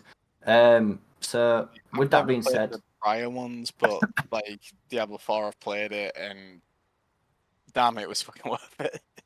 Well, I imagine it is. still is worth it. I'm still playing it. I've just finished the campaign on it. Yeah. With the So Winters, questions. yeah, I'm gonna say Winters. You've got a question. Hit us. I just want to say, do you guys think Diablo 4 is so good because Blizzard got so much flack after the sexual assault allegations and all of that? Do you think that has pushed them? No, I don't think that is. I think. To I maybe, like- think. I think. Obviously, now, obviously, to take it's like not to take this in that direction, but I think we are going to go in that direction in a way because it's a very interesting subject. It's not just Blizzard that have this problem. Every Yeah, gaming company have this problem. It's pretty big. And obviously we have a bit of a unique situation here ourselves because even within the gaming community there's this bias against women. Obviously Anna here is our resident lady. So Anna has this. Anna, you might have a bit. You can correct me on this if I'm wrong, but obviously the viewpoint from men to women is always different. Like this perspective is different, and some people do get treated differently because of the gender in this case. So Anna, like, have you? Obviously, I'm not trying to tip this towards you here. You can not answer the question if you don't want to, because it's within your right to, and I want you to be happy with that. Have you felt like in this case, just as an example, have you felt okay with the community itself? Have you suffered from it at all? No, not from this community, our community. I've not suffered anything. It's one of the. Okay. I was going to say one of the better, but I'll say it's one of the best communities I've been in. Awesome. Well, I'm not gonna like let you bleed you for info on that because obviously don't want to delve too deep into that with it being the first podcast. Yeah, and obviously it's no problem. It's awesome. it's if I can say it's like to just to reinforce how good this community is. It's all too common for like women to not be acknowledged, noticed. I could cope with so many words because I kind of understand, but at the same time I don't because I'm not a woman. But yeah. Well, I think respected was the word I was looking for on games and stuff. Fair enough. Well, that's the thing. Obviously, we hear about it and we see the reports and we say, oh well, yeah, I understand how women aren't understood, respected, listened to, because these are the words used within the media and what reports get put out. So we can only use those words. We can't go, oh, I feel this is how they are treated, or I feel that they are treated this way, because that could be completely wrong. Yeah, and obviously Adana's right to laugh at me for it, because I'd laugh at me for it. But again, obviously your experience is invaluable in this conversation here. Yeah. I'll bring this back to your question, Winters, in a second, but this is how I'm going to link it in. I feel like it's really refreshing to have a community of like people who I feel like don't really care that I'm like a woman. It's just sort of like I'm just another one of the players, which is nice. It's I'm not being made about the fact that I'm a woman, because that does happen in some of the games I play. Winters, Slags, and some other friends and I, we play a World War I first-person shooter on Steam a lot called Isonzo. Quite often, most match in that, I do get that someone will type in the chat, "Oh, Anna, are you a woman?" And I was like, "Yes." What guy do you know called Anna? And then proceed the usual insults and like misogyny, and quite often you get a lot of like rape threats and stuff. Well, it's not in the chat, and it's not doing anything. It's like Legs and Winters can vouch for me that people have said, I'm gonna. Well, I won't repeat what they say, but it's just like overtly sexual. They're probably just young lads trying to be funny and hard on the internet, or maybe they're not clever, so young. Yeah, or maybe it is trying to like more serious than that. But I don't know. It's like it, and yeah, at first you don't feel safe. It's scary. It's upsetting. It's humiliating. But eventually, and as it's sad to say, you just get used to it. Not that it gets any easier. It's just like when the messages pop up, it's not like, oh my god, I can't believe someone said that. It's like, oh, I was wondering when that message was going to come today. There it is. And sometimes people message you outside of the games and stuff, perhaps Discord, or like DM you on Steam and stuff, or like through other things, Reddit perhaps. And So it can be tough, but that's why I want to say it's like really cool to be in a unit where I feel like respected for who I am, because I think everyone knows that I'd like respect them for who they are, and it's just a much more civil place than most of the other gaming circles I've been in, which is why I enjoy it here so much, and why I'm still here, and why I'm not burnt out. So obviously, with that being said, obviously I'll take it back to the Winters question, because obviously I feel like there's so much can be said on that subject, and I think everyone else can agree here with that. So obviously we've just heard from Anna, like her experience with all that, and some of the even recent, let's call it, interactions with people on a different sort of gaming platform or game itself. No, it's fine. I was gonna say, like, I did game design in university for 2 years, and I can say, like, gamers are pretty fucking misogynistic. I think very. Well, to back you up on that. Sorry, go. Yeah, I do say that one often think erroneously that it's only females that is getting harassed like this. But I am of course saying yes, females get harassed on the net, and in gaming often. But as I say, often that these people usually one of the funny parts I say is they usually are either 12 years old that doesn't actually know what they are doing with their life, or they are closer to 50 years old and have just wasted their life.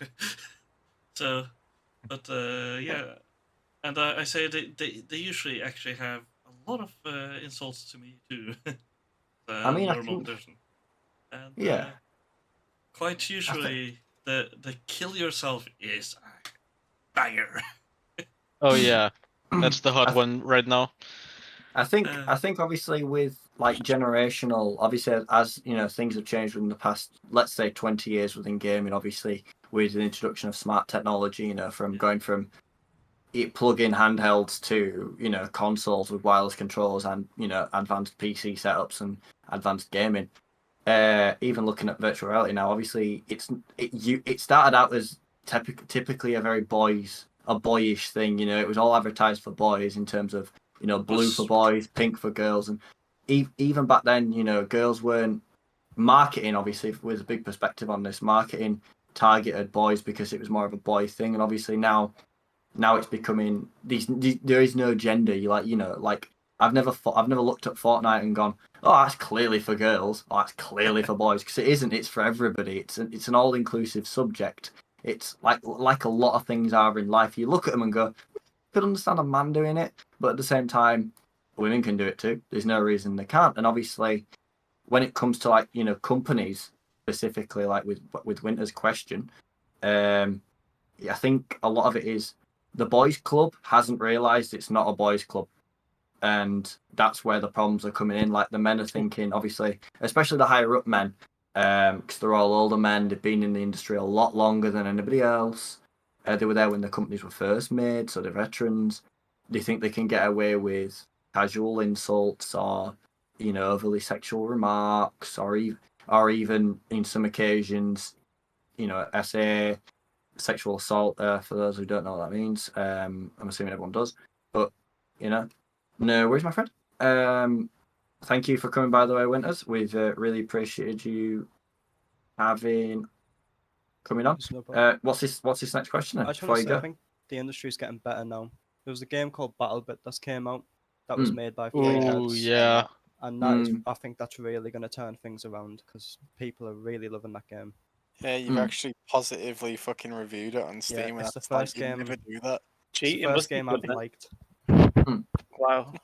Well, I think that adds to it as well, in a sense. Expanding on that point, I think that adds to it in the sense of you're looking at games again. This is something I always say to all recruits who join the unit.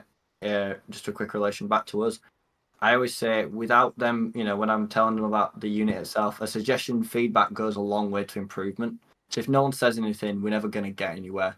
Because if we don't know that somebody's not enjoying it, or they do enjoy it, or this was done well but this wasn't, we're never going to go anywhere. And I think with these companies, a lot of people have kept too quiet for too long, and it's not their fault at all that that's happened. It's fear and prejudice can get the better of people in every circumstance. Same with bullies at school, like, for people who, got bullied at school or even in other sort of areas of life. So that being said, obviously, let's go back to the sort of the gaming aspect of what we play outside. Android. We had a huge sort of, by subject, which is an amazing sort of thing with these sort of things. What do you play outside of the unit? I actually want to take us on a sidetrack, just a Have a little good one, short Winners. one. Did anyone actually see the latest Hell Let Loose trailer? No. Yes. Total disaster. Look, I'm so outraged by it. I've stood up in my chair. That's how bad Yeah. the trailer was. So basically, to anyone that doesn't know, the trailer was basically filled with basically shit. It would have a trailer. The trailer would have been better even if it was just 10 minutes of gameplay shorted down to a trailer. But it was filled with a lot of models not having heads or overstretched heads or just T-posing. I even remember that there was also found in the background a tank just doing a lateral, just going straight up into the air instead of going across the ground as it was supposed to. So basically, the trailer was just absolutely dog shit, and generally would have been better if it was actual gameplay they showed off. But then again, to be fair, they don't have that many players anymore to actually show off gameplay. No, it was a bizarrely animated, like it was completely well, I think it was completely like pre-rendered animation. It wasn't. There was no gameplay in that. I did hear it was very animated compared to some more gameplay or in-engine based trailers. He says. So with that said, I don't know if anyone will have any more information because I didn't do any research for this. Because normally I do a bit of research into companies and stuff. Who made Hell Let Loose? Is it a big company or is it sort of like a small team? Like Actually, a small company, but they got took over by Team 17. So it was for the Worms games, is that right? Like yeah, the Worms test. So the team behind, but is it the obviously the parent company now? Are they quite involved in the development of Hell Let Loose now, or is it something that's still done with the other team? I think they've completely bought them out. Yeah. No, but obviously, well, yeah, I mean, yeah, obviously, but I think what I mean is it still the same team working on the Hell Let Loose project, or is it? Because they've proper or changed is it in a new? Okay. Yeah, it's turned into a different game. Yeah, basically what it was 3 years ago. The style of the game, I think. Well, I mean, the only way I can relate to this in terms of my knowledge is Fortnite. Fortnite wasn't meant to be a battle royale game; it was actually meant to be a survival zombie. Oh yeah. Its first iteration was a survival project. It wasn't a battle royale at all. So I can understand, companies do buy things out and change the direction of things. We've all seen games like that.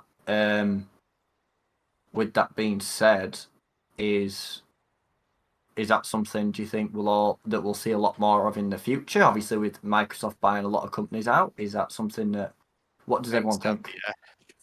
Yeah. Sadly, yeah. It's always happened, and it always will happen when money's involved, because there's very few CEOs that have a passion for the product they're designing now. Sure, the guys in the ground, the actual workers in the like the dev teams do care so much about the games they make, but it's their bosses that don't, and obviously they tell them what to do. So it always has been, well, maybe not at the start, but it's been for a long time all about money. It will continue to be like that, at least in AAA circles and stuff.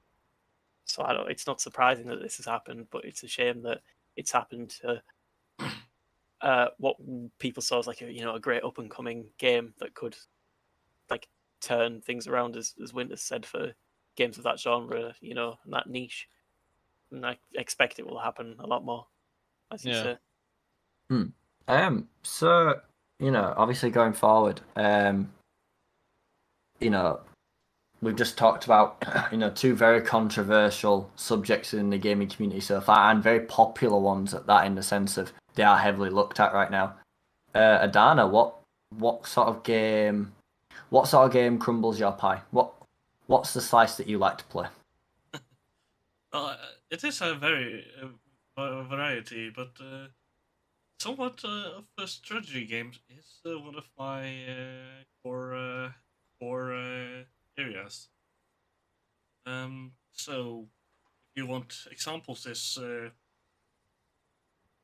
Carrier Commander.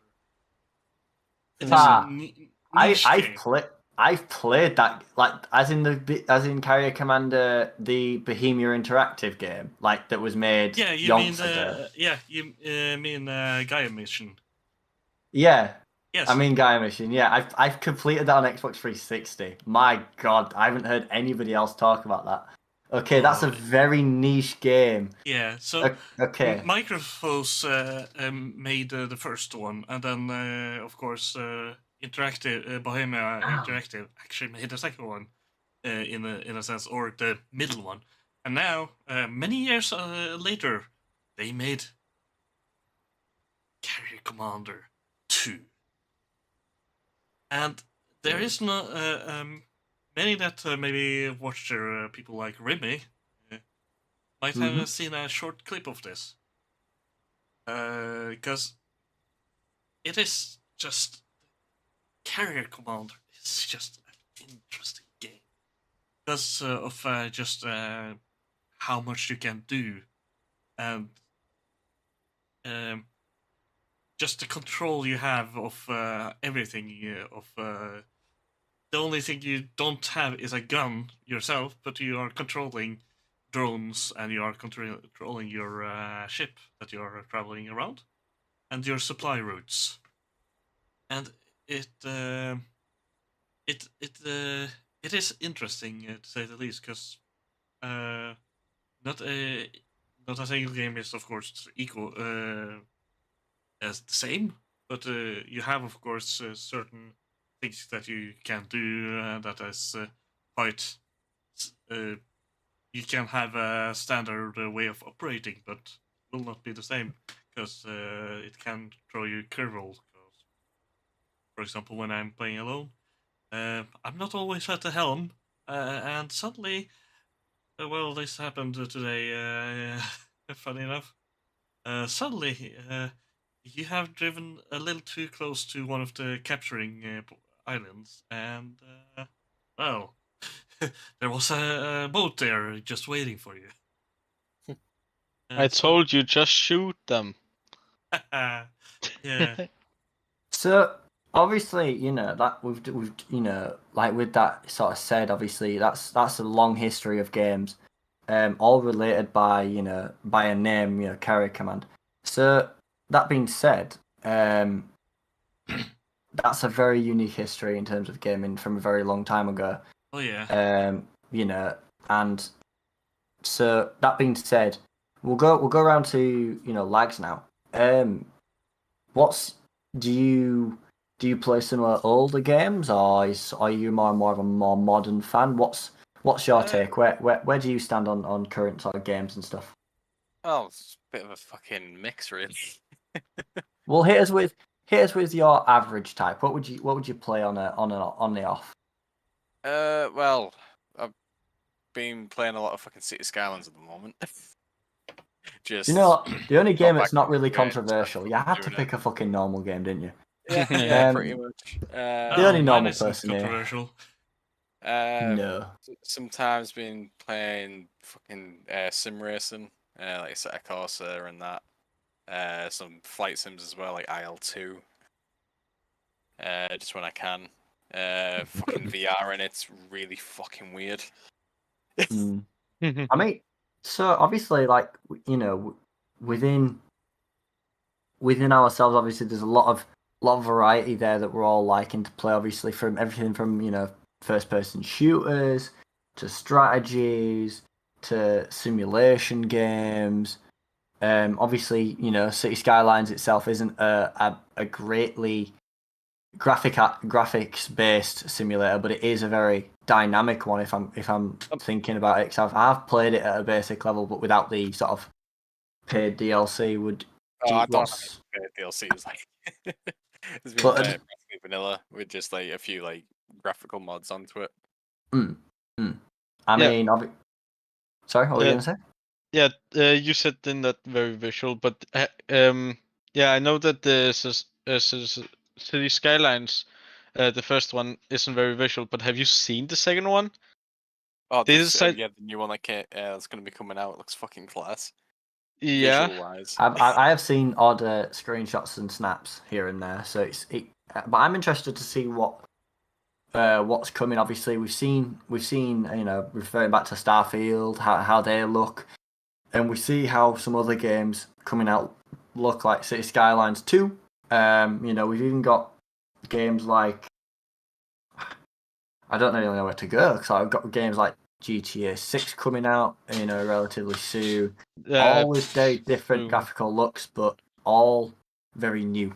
So in terms of like looking at newer sort of graphical outcomes with games, what does everyone prefer? Like, do you prefer a realistic look, or do you prefer something a bit like more Borderlands-y type cartoonish look? What's everyone's opinion on that? We'll start with you, Anna. Well, I think it's subjective. I feel like I prefer realistic looks for games where I want to pretend to be like the character I'm playing. I still play a lot of Skyrim, as I know you do. I mod the crap out of mine, with ENBs and like reshades and stuff. You'll know what I mean, and so would anyone else who mods Skyrim.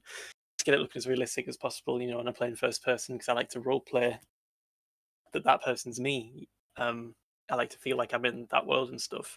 And obviously, photorealistic graphics can help with that. But when I'm playing a game that I'm not necessarily role playing in, that it's for like a story, I'd say that artistic styles can be just as good, if not better, than these photorealistic graphics that pretty much every game dev seems to be going for nowadays. There's no sense of style anymore, even for what is like what game devs describe as pieces of art, I mean, like, one thing to add to that, I don't know if anyone else will agree with this, but Borderlands, as I mentioned earlier, very unique in its art style, and obviously a lot of games did sort of start doing that afterwards, but I think Borderlands, even though it looked super cartoony, it had this feel to it where it was Borderlands. It was its own thing, and it knew it, and it did it well. I mean, like comic booky sort of like black look, and it really pulled it off. Yeah, and like obviously, like look at how many games they had, and you know what? Even now, like the games are very. I mean, like Outer Worlds. I couldn't get into that. Now, personally, for the way it looked, for me, that was the main draw for me. Like the way it looked, because it was new, it was different, it was a different direction for the company to go. Especially what it is. I didn't think it was a bad game. Just it wasn't done right. It was a bit sort of done. But that being said, obviously everyone's got like different ideas around it. Now, Android, obviously with the graphical sort of theme in mind, what's your opinion on sort of graphics and how they can be utilized and what you prefer in a game? I definitely want to say that graphics can be a big part of games that doesn't really want to. For example, with sandbox games, which the graphics aren't really necessary. They're nice to have, but they're not necessary, seeing as there's so many opportunities in terms of gameplay. But with games like GTA and some other games like that, where it's mainly a large amount of grinding and then something new once in a while, the graphics is a big part of it, because it keeps the audience focused on the game and memorizing those. Oh, look at this screenshot I have, it looks really good. Where if you go over to Minecraft, for example, oh, look at this amazing iron farm I just built. Because no one really cares about the graphics over in Minecraft. Yes, there is some shaders and such, but the main thing is what can you build in Minecraft, and over to GTA where it's gone over to, oh, look at this amazing screenshot I've taken of the sun going down over Los Santos. I believe that graphics is more for utilization, not what should be building a game. Well said. No, I agree 100%. I mean, not to take it to a different sort of level here, but obviously a few of you may be aware that with certain global political things going on currently, a couple armor clips were used involving anti-air devices, and jets were used in what was claimed to be legitimate I aerial saw combat that. clips. Yeah, so and again, that was a complete misuse of and misrepresentation of what was currently happening within that region, and such. Again, didn't really relate at all. So in terms of graphics, even though armor is it's based on a very realistic sort of setting, and the graphics I think reflect that, it's something that companies are having to be a bit more wary of, especially when because you don't need graphics to make a game. Like Android just said, it's something that's very unique. Games like Dwarf Fortress, where it's like really shit old graphics, but the gameplay is still really fucking good. Well, I mean, I won't. I'll wait till I get around to myself. But I've got a very good example of graphics not being great, but being amazing to the game that they deployed on. Adana. So obviously following on, what's your sort of take? My take is, of course, it really depends on the game. What is the game supposed to do? Is almost the question, more the question there. Is it supposed to bring you into the world, or is it in what kind of way is it supposed to bring you in? It's often more. It's often the scale of what is it that is needed of graphics, or how the graphics looks, for example. Because take for example something like Valkyria Chronicles. It has an art style that is actually what you need because of what kind of. Oh, that was Winters. Okay. But yeah, no, it is more important that the graphic suits the need of the game. If you, for example, say you have suddenly put Star Citizen graphics into Arma, for example, yeah, that's great because that's two simulation games. You would actually be happy about that, but say you are setting the same graphics onto or the same feel of the graphics into Minecraft, for example, you might not have any pleasure of the graphics there because, as one say, Minecraft is meant as the simplicity of the of Minecraft in the graphics screen is one of its strengths, and just the simplicity of one graphic per block, basically, per meter of volume meter of block is what we get in graphics actually in Minecraft, and that is how the game was meant to be or was designed to be, and that's also basically how the graphic then grew into it. Graphics is important, but it is important for different reasons, or is really important to match what you are trying to do with the game. Like like a game I played not so long ago, like, and Anna's played it as well. It's called Disco Elysium. It's a very story-based game, but the graphics is probably what makes it up. Like that goes like hand in hand with the story. Yeah, because Because graphic it's- can tell you a story. Just Yeah, the graphic Like- display, because you might think graphics isn't everything, but everything is graphics in a game, basically. So it is basically just what kind of quality you are looking after and what kind of style you are going for.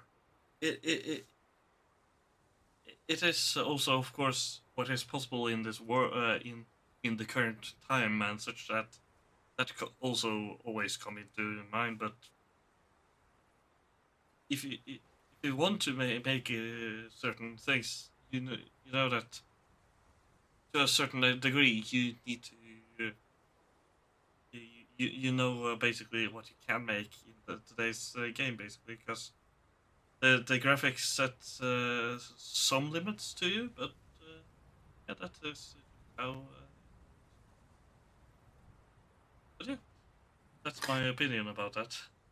No, I mean, obviously, it's good to always have that, that creative sort of insight into what you think should be, complementing the game. Now, obviously, with that said, Lags, what's again, pretty much the same question. What's your opinion on it, and what do you feel? Again, obviously, you mentioned Disco Elysium.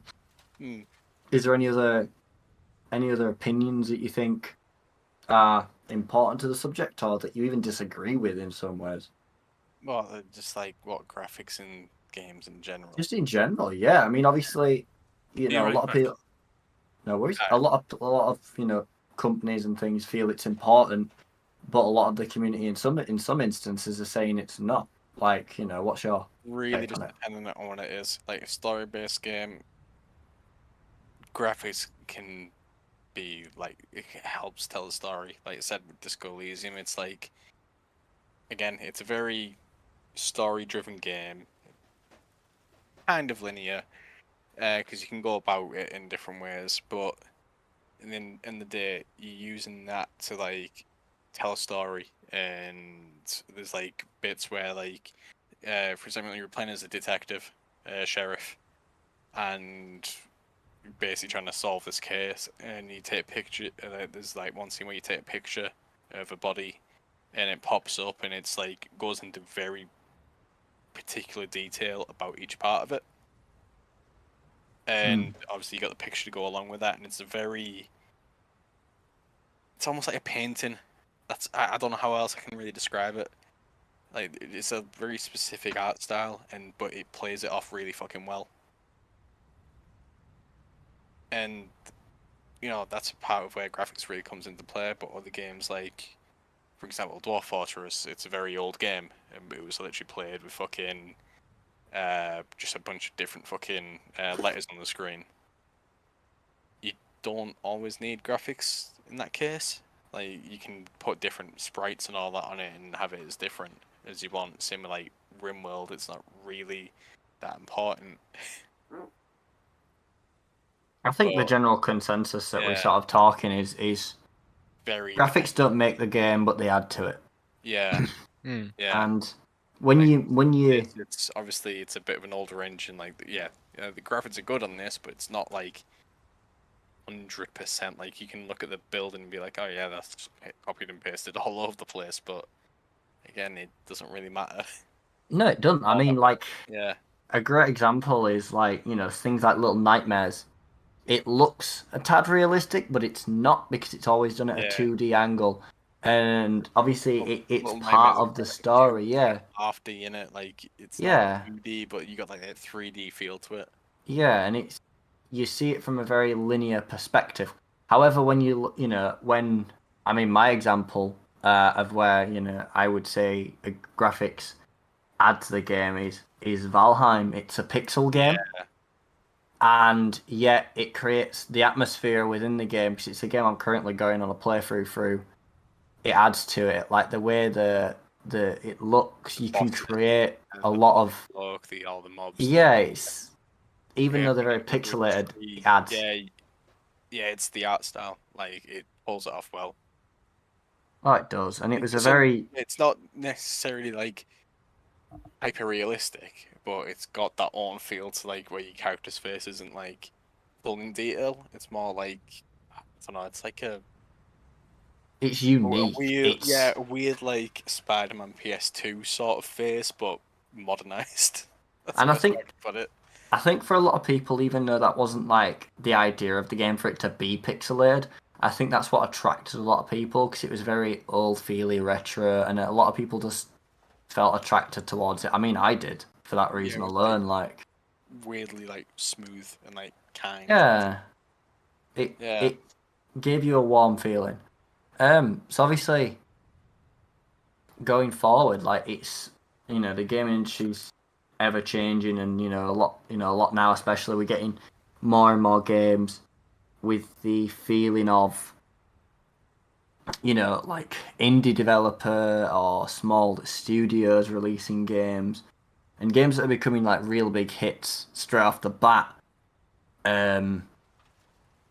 Like we spoke about those games. Now, what's everyone's sort of opinion on the community as a whole? Like, do we think that, I mean, realistically, gaming itself as a community, it produces more money than both TV and music combined? Like, do we think that's going to continue going forward with virtual reality becoming more, available? Or do we think that eventually it'll crash, like the 2008 stock markets? What's everyone's opinion? We'll start with Anna and go around. I think you're quite right in that it's going to just keep exponentially growing, because like there's only so many ways that like, as you said, TV, music and stuff can be innovated, and most of that's already happened.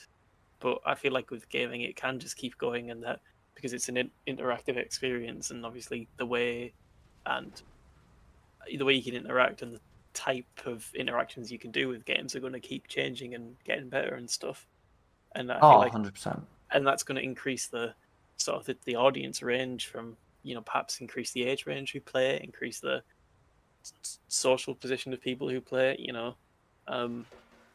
I think it's just going to keep getting better and better, and I won't be surprised if how you could say for like perhaps the last 30, maybe 20, 30 years, the thing, the like pastime people do is sitting in front of the TV, after work, stuff like that. I feel like that gaming would be like perhaps the new thing in the future. That's the majority of like people's entertainment. Gaming of some sort, of course. Yeah, I'd say like before us, it was like, oh, your parents will come in and watch TV or read a fucking newspaper or some shit. And then they turn around and just go to you, oh, why are you spending all your time in front of that fucking computer screen or Xbox or PlayStation? And then they just turn around and watch fucking football on TV. Yeah, it's at least like, I don't watch TV at all. My parents, that's all they really do, because there's the generational like divide, and it's like at least I'm engaging my brain and I guess my hands to some degree in whatever video game I'm playing. Whereas there, you can just, you fall asleep watching the TV. You don't fall asleep playing a video game, do you? Most of the time. I'll be in my room Most of fucking the- on yeah. this, and then I just hear downstairs my dad snoring away with the TV playing. Yeah, and then Yeah. when you got to turn it off, he's like, I'm watching that. Yeah. Yeah, but Yeah, at least my dad sometimes plays games. He plays fucking PGA Tour or fucking 2017 or whatever the fuck it is, like the fucking golf games. I think obviously with the generational difference, obviously a lot of people, it's quite taboo up until even now. It's in some countries it's still quite taboo to be an avid gamer. More because in some societies it's seen as lazy, in some it's seen as unsocial, others it's seen as a possible attraction to violent crime. For those who know, you'll know exactly what I'm referencing there. But at the same time, obviously, And for the dude, people who, it was fucking Satan worshippers. yeah, and then Inspiring for, fucking inspiring violence along the fucking younger yeah. generation. But Fucking at a the bunch of same, Christian fucking news articles came out about it as well. oh Saying, yeah, crazy. I oh, mean, the kids are gonna be Satanists and all that just because of this one fucking pentagram on the game. Ooh. I hate to say it, but Doom was cursing people way before video games normally was. But that being said, I mean, from my experience, obviously games are making people more social than anything else. Because I mean, like, think about it this way, right? I hate to say it, but I've never seen people communicate.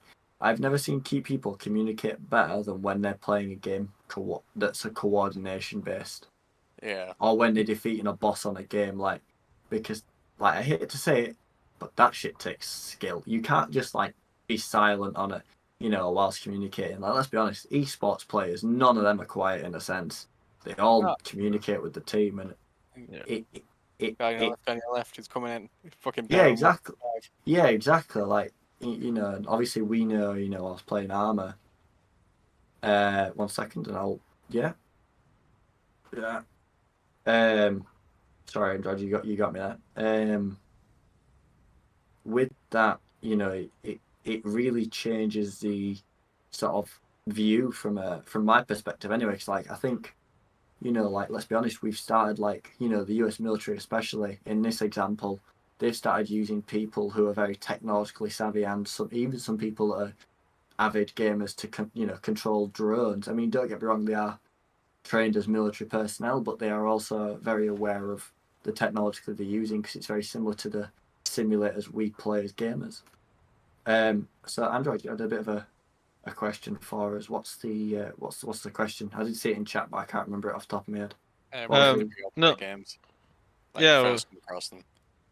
Yeah. At what age did you guys actually start playing games, and what was the first game you guys played? What a great question. So I'll go, because I think I don't know if I'm the oldest. I think I am. So I'm 24. Is anyone older than 24? No, I feel old. Thanks, guys. I think Adain is. Bastard. Yeah, I think Adain's older. I think Adain's older. Yeah. Well, Adain's not even here. He's looking at the computer, I think. Looks like he's squatting over his fucking chair. He looks busy. Curl a turd out or something. Yeah, he's doing something. But anyway, yeah, so I'm 24. I mean, my first memory was my mum's best friend bringing me an Xbox, like the original Xbox. Oh, yeah, I remember that shit. And playing Halo, like the first Halo. And what was mine? In fact, even earlier than that, I had a Game Boy, like a Game Boy Color and a Game Boy Advance, the N64, like very games that weren't out there, but games that were out there. And it was crazy, because obviously playing really pixelated, really crappy controlled games. Like, I've got a PS1 emulator on my PC, and playing those games really changed for me. Like, but at the same time, I was doing things quite early on, like I was always doing puzzles and things because of the games, I think, but I enjoyed it. Anyway, so we'll go around. If anyone wants to share their age, they can do, but if they just want to talk about their experiences, sort of around the age they sort of interacted with games, go ahead. Well, who we starting with? We can do Anna or you. It's really Anna or yourself until we take Android back to his original question. So I'll do it. No worries. I'm just going to go to the toilet, guys. The stream's still going to be running. So yeah, I'm 22. I think my first experience was like, wow, I must have been like 6 or 7, and it was, like the old fucking flash games, like Max Games, Mini Oh, hell yeah. Oh yeah. Newsgrounds. Yeah. What was the other one? Newsgrounds, Max Games, Mini Clip. There was Congregate. Yeah, Congregate. I used to, yeah. Yeah, I vaguely remember that one. And then one other one, and the Lego website, which had a selection of Lego games you could play. And I remember one was a RC game racing thing where you could just go around this big open fucking map. Oh yeah. I can't remember the name of it, but I just remember we were in this RC Lego car, and the other Yeah. one where it was it was like a kind of an open world thing where you played as a Lego character, but you could spawn stuff in. Yeah. Yeah, just They actually made a sequel to that. wait, did that? Yeah, so I remember playing the second one, right? Around the age of 9. So they actually changed it from just a sandbox to more like you drive around, do races, right? Alright, so they actually expanded upon it. Yeah, so you drive around, do races, right? And then you could buy new cars. Fucking hell. But there was one car you should always go after. It was the cleaning van or whatever, a cleaning truck, right? You know those one with brooms at the front, right? Yeah. Yeah. So you get money from races, right? But the thing is, those big broom trucks or the big broom truck, you could clean up your skid marks from the street and earn Alright. too much money. Too much. That's Fucking hell. I, Yeah, there's a I, little economy to it. what a great cheese for a yeah, Lego I, game. I remember that. I remember not really thinking about it back then, right? But the thing is, now that I think about it, a web browser game having so much detail to adding a single truck that adds a whole new money gaining mechanic, it's actually quite big in terms of when it was. Yeah. I remember playing them all in like fucking school. Like on the computers, and like you quickly had to like turn them off because like the teachers would be going through each computer seeing what you're on. Yeah. Or, like it's something your screen will flash and then you just cursor moves up to the X and you're just like fuck's sake. So But, yeah. okay, I'm back. So what I quickly missed from the Pretty much conversation? how I kind of first ended up playing games was on like the old like fucking flash games like Max Games, Mini All Clip, math games. math games, yeah, all them. Well, Well, obviously, at least that was on like computer. yeah. Well, gaming itself is a massive. You know, it didn't just start out like as a small like thing, did it? You know, like it started with Pong. Well, not even Pong, but Wasn't you know, Pong, one of the No, something- Pong was the first.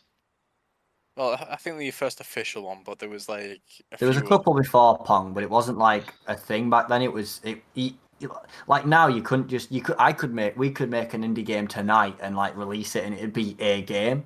But back then, obviously, games weren't a thing. Like you had crosswords and you had board games and things like that, but video games were.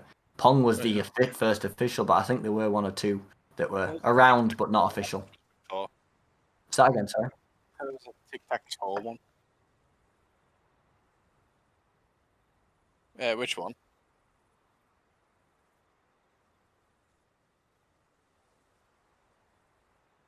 Oh yeah. Did you watch a video on it by any chance? Yeah.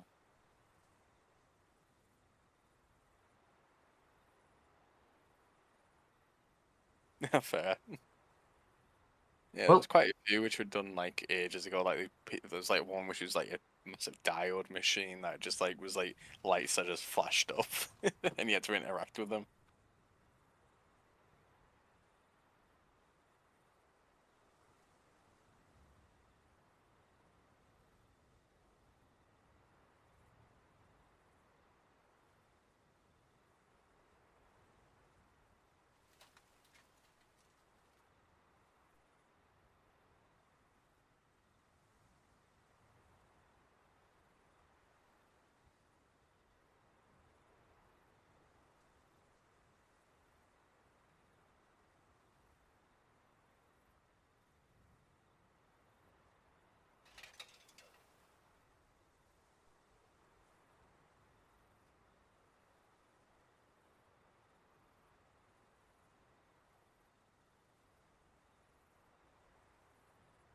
It's what, like a company completely buying out another company and just ruining the sales.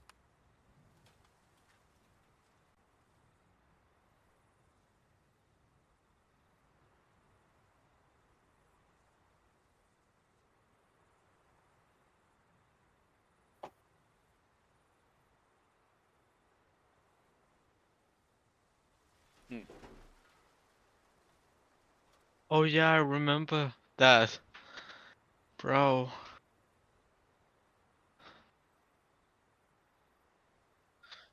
Yeah. And then what is it now? Like a few billion? Maybe more, like a couple hundred billion, probably.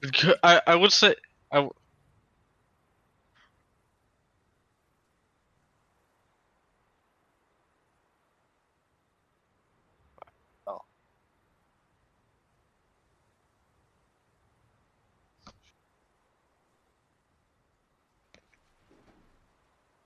Well, I mean, when you think about like the progression of how things have changed technology wise and with companies, we see a lot of giants become small.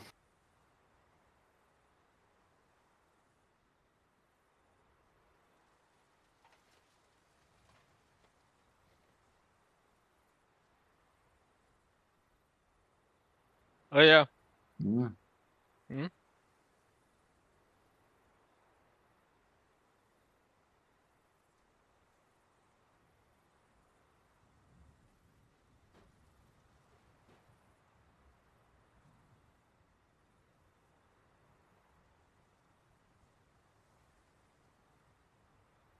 Yeah.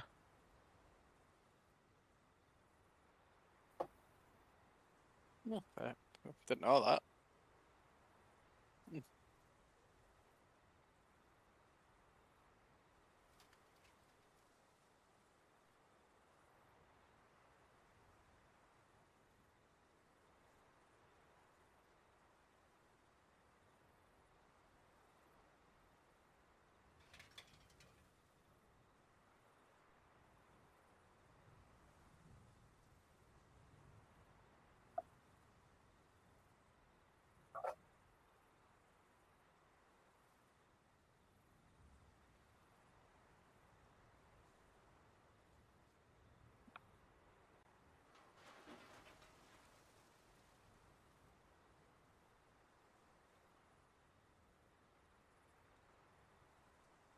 Yeah. I mean, to back that point up in a sense, obviously, NASA, for example, their computers were actually women during the space race. The calculations that got the a one-time calculation that got the calculation that got the rockets to the moon and back were actually done by I don't want to sound racist, but a black woman. And because they were known as calculators or computers by the gentleman at NASA. And essentially their job was literally just to make calculations on a board all day, every day. And I can't remember the exact name of the lady who did it, but she essentially wrote that much in terms of calculations. When you piled those formulas in books next to her, they were taller than her, and I think she was like 5'6". Yeah. They made a So movie a about lot. her. They did. They did make it, and the film, like a lot of films, gets things very right, but it also gets some things kind of wrong. Catherine, that's a name. Say that again, sorry. Catherine Johnson. That's the one. NASA mathematician who played a key role in several NSA and NASA missions during the space race. Mm-hmm. Including Called NASA calculation- NASA. Yeah, my brain's gone. Love it. This man thinks the NSA is listening to him. It needed to get the Apollo 11 mission to the moon and back. There we go. Well, actually, speaking of Apollo, the 2020, the class of 2023 NASA astronaut candidates have been released. Oh they yeah. now have a team again that will actually go to the moon. Oh, isn't it called Artemis, the new Yes. The new project. Yeah, because then like the idea is, I believe to my knowledge, so this is everyone. Other people might know more than me. Probably will.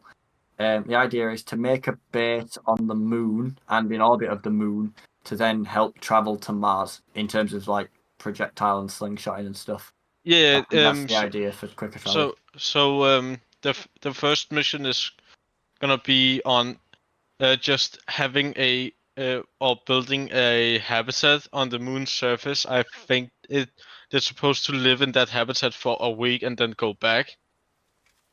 If I'm not wrong. It's gonna show the data on their physical changes and such and psychological behavior, because of course, like with the International Space Station, there's gonna be like background or cosmic radiation effects on people and psychological effects with people being in confined spaces and such, and under stressful conditions. Well, the longest an astronaut has actually spent on the International Space Station is just over a year, and the physical effects were quite severe. But at the same time, obviously, as as humans, we do adapt. And the thing, well, again, as you so quite smartly mentioned, obviously the cosmic radiation that bombards the Earth but is protected by our magnetic field, essentially. That's our main problem with other planet colonization. Now we don't have essentially anything to protect us from radiation in space. We don't have essentially a magnetosphere which protects the planet. Essentially a chart. I could put a chart up on screen, but I'm not going to because I'm lazy. And it would take too much editing because I can't ask the download to do it yet either. So it's essentially like a big candy wrapper around a Malteser or something, protecting it, and that's our main problem. Obviously, but I'm sorry.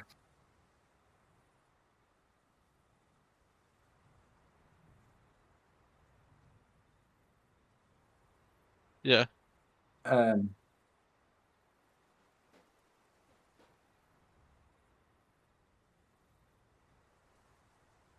Protects us. No, it doesn't. As well. It doesn't turn off. It switches. Inverts. It switches sides. But all sides are technically protected. It's just one side stronger than the other. No.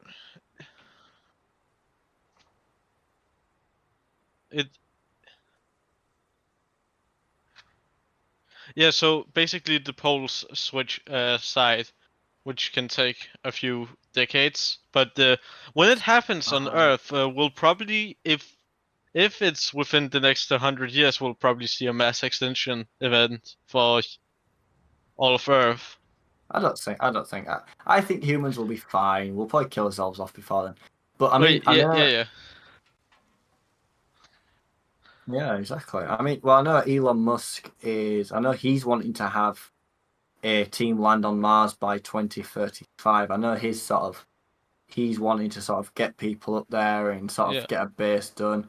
And I think his plan was to make specialized 3D printed buildings that would obviously protect us in a small sense against some radiation, but would also protect us from the sun. I thought he was doing the thing where he was doing it in the mountains. Oh yeah, because that's highly toxic. Might we add?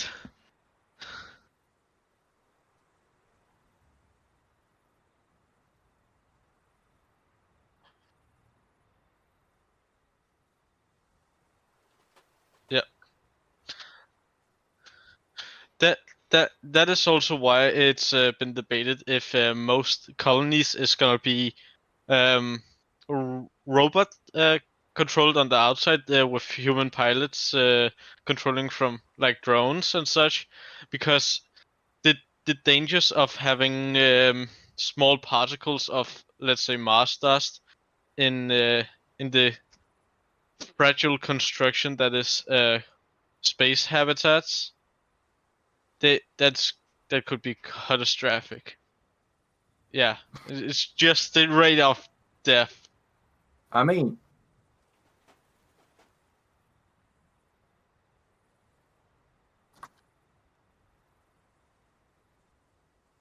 Yep.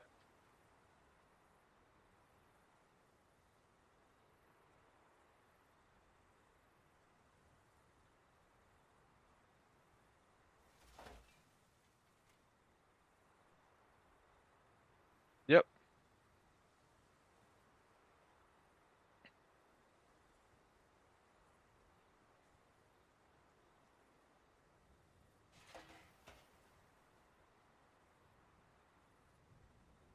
And it's the thing, we went into the fucking, we went to the moon in what, fucking the 60s? Yeah. And only just now have we gone to Mars. but at the Well- same time, obviously, like essentially, the only reason. I know, obviously, there's that controversy of we didn't actually go; it was all faked. I mean, and We've the all subject, yeah, like, and for a lot of people, obviously, the jury is still out, and they still think, oh, it could be faked. Personally, I think we went, but for all I know, I mean, with how real we make TV look now, and I mean, even back then, technology was really amazing when we really put our hearts and minds into things. Technology is an amazing thing. We can do what we want with it and make it seem something real. So it's possible, but I think the space race forced us.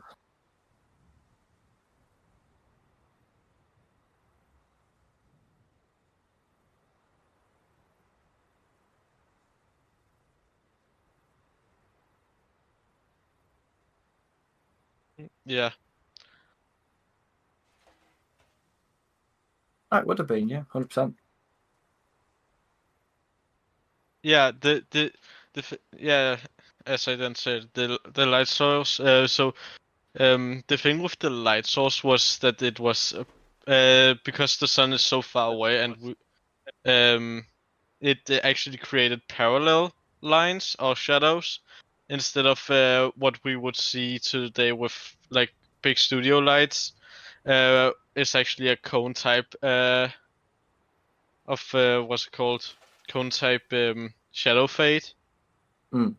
And and the only way we can simulate that is either by CGI, which wasn't gonna be invented for the next decade, or with a lot of lasers. And the thing is, back then lasers were about the size of yeah,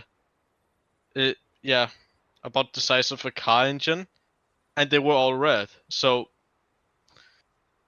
the only way that the moon landing could have been faked is if they either developed technology 4 decades in advance, or developed computers graphics a decade in advance, and 50,000 people that worked on the project had to keep their mouth shut.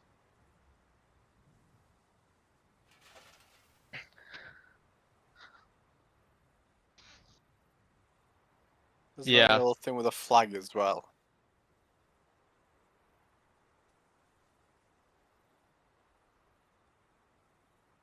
Yeah. I think I mean it's definitely interesting, but the thing that's more interesting is the fact that obviously once the space race had ended, we stopped. Well, obviously we kept exploring space, and every now and again we do get weird signals coming from space, which can be a multitude of things. But at the same time, it's quite ironic how we know more about space currently than we do our own oceans, which is we as a species we want to say, oh, we're exploring places and we're going out to the stars and things, but we don't fully know our own planet. Like obviously with the existence of myths like Atlantis, ancient ruins that we keep finding. The triangle stuff. Yeah. Like, no, because and that is a weird thing. Obviously, there's a lot of incidents with the Bermuda Triangle. I've even heard like, not rumors, but I've seen theories on that it's actually I've stood up. Okay, I've stood up. Apparently I'm standing up now. I think the theories I've seen are more that it's actually just a electromagnetic interference hotspot. So every time a plane flies over, you see things that you're not meant to see, like instruments malfunctioning, and then when you come out of it, like you think time's passed and it actually hasn't. It's just been that time. Where this is where the theories come out of it.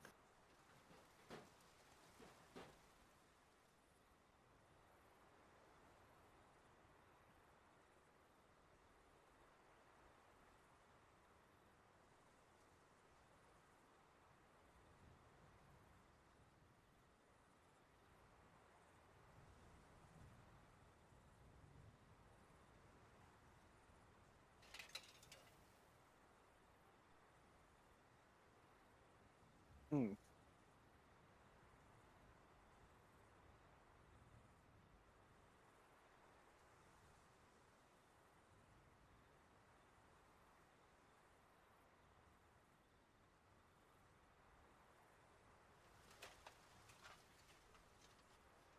Um,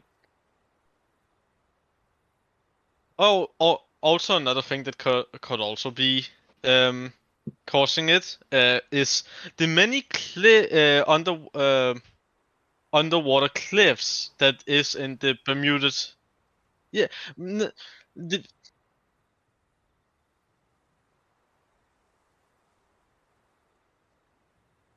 oh, e, oh yeah, yeah. It's nothing there, but think of it this way. Yeah, low fog, and if the thing about the electromagnetic interference is correct, let's say this, right? How big of a chance is it that your radio signal actually gets out in terms of a mayday call? Because I know that, yeah, it can be easy. It's actually very easy to scramble a radio so that it can't send with a low frequency amplifier. Mm.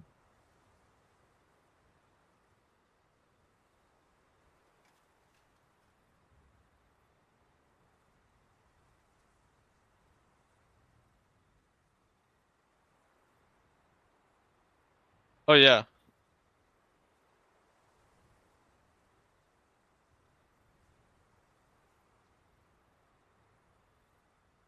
Yeah, because the more things that are there, the more things can go wrong.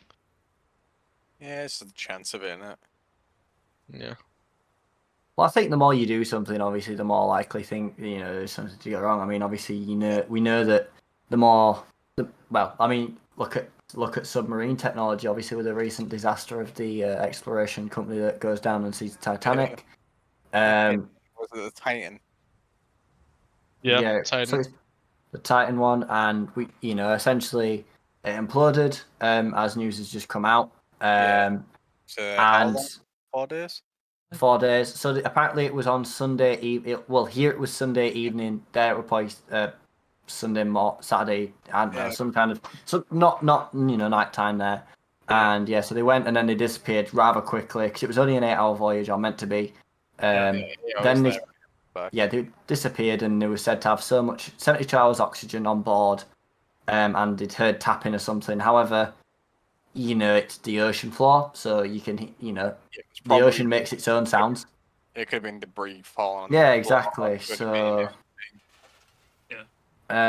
much like the Kursk disaster, obviously the Russian submarine that sank itself as well, for various reasons. It, with a sub so small, it imploded. Most likely they lost lives very quickly. But with that said, sorry about the dust. Yeah. With that said, obviously, technology, is there to have impressive feats, but it's not always going to. It's not going to give us the best result, which I think is proven by this. Yeah. Well, they cut corners, didn't they? A lot of corners. And they charged something like ridiculous. What was it, like $250,000 per person. Per person, and there was 5 of them. Yeah. There was an oceanologist, a Pakistani sort of billionaire, and his son, Someone from a famous, I think a millionaire from the UK, and and someone else, and then obviously the pilot. Yeah, then it was the owner that did it himself. Don't. And So- I heard a thing was saying that the son was really, really scared about going. He didn't want to go. Yeah. No. Apparently, it was a Father's Day thing. Yeah, but he just felt pressured into doing it. Congratulations, yeah, not a But- good thing, but yeah.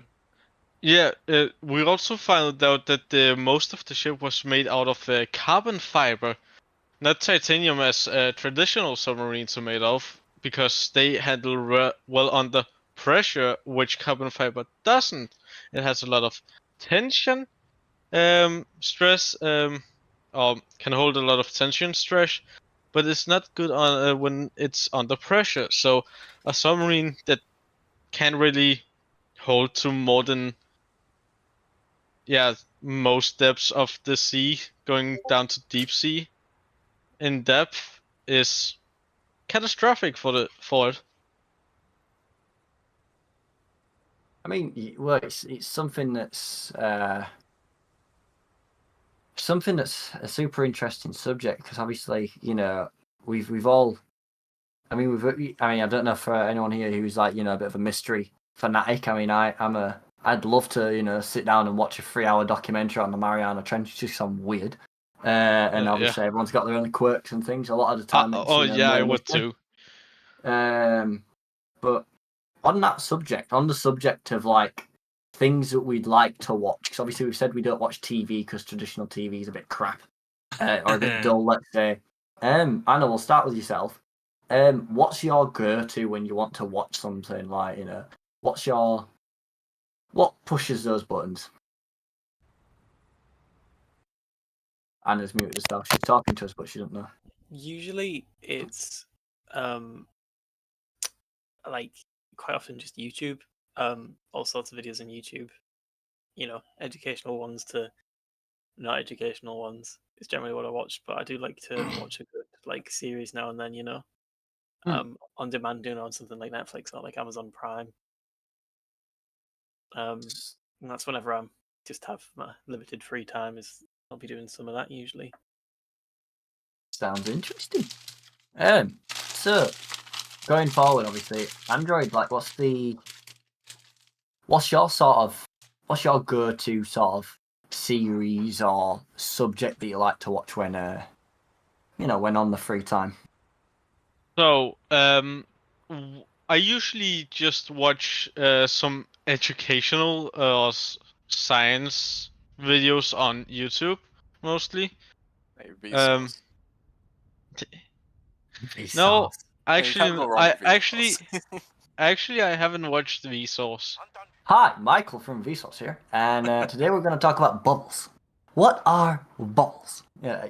Yeah. I remember when it was the classic Vsauce, not this bullshit that it's bought out now. Like that's another thing that annoyed me. Like when so a lot of YouTubers sold out. Like Smosh. Smosh sold out. Now they've bought it Well, back they again. just got them. They just bought it back. They just bought Smash back. Just bought it back. Sellouts. Anyway, sorry. I went on a bit of a rant there. So yeah, educational. Not Vsauce, but Vsauce, and a couple of things like that. I love it. Adana, what's your go-to? Well, it is some channels. Yeah. Some science, of course. Tom Scott is actually one of those I have been watching throughout the years. Hi, Tom Scott. You did. Yeah. Of course, things like some history and such, of course. But then I have, of course, some game streams that happens sometimes.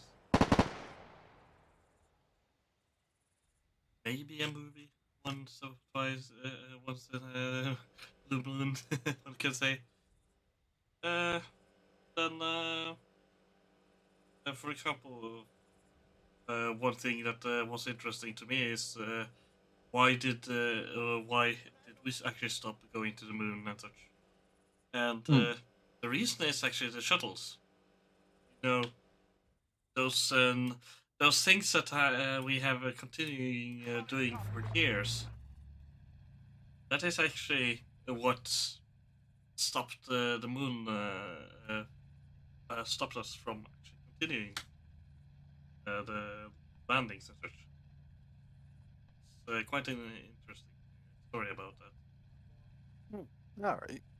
So like space sort of stuff. Well, In a way. yeah, as long as sometimes it's of course watching things. I don't know if you have heard about rags, for example, or top hats. Well, Uh, obviously, got. What's that? Sorry. Basically, just they basically started up many some years ago, and then they played their roles in the sense of they were answering certain stupid quotes from people that were telling you that hey, game 30 a human brain can't see more than 30 FPS. Hmm. You have heard that before. Yeah. And we got VSync turned on. Hold on, guys. I don't think I've got my VSync turned on. Let me just make sure I've got my FPS and hertz set. Anyway, that's actually really interesting to hear because obviously, you know, the media world is filled with great content. A lot of it by, you know, average everyday people now as well. It's not just made by people who are from Hollywood or from the BBC in the UK or from, you know, respective media companies within, you know, several companies. So like what's your go-to sort of you know, media that you prefer to sort of have a browse of?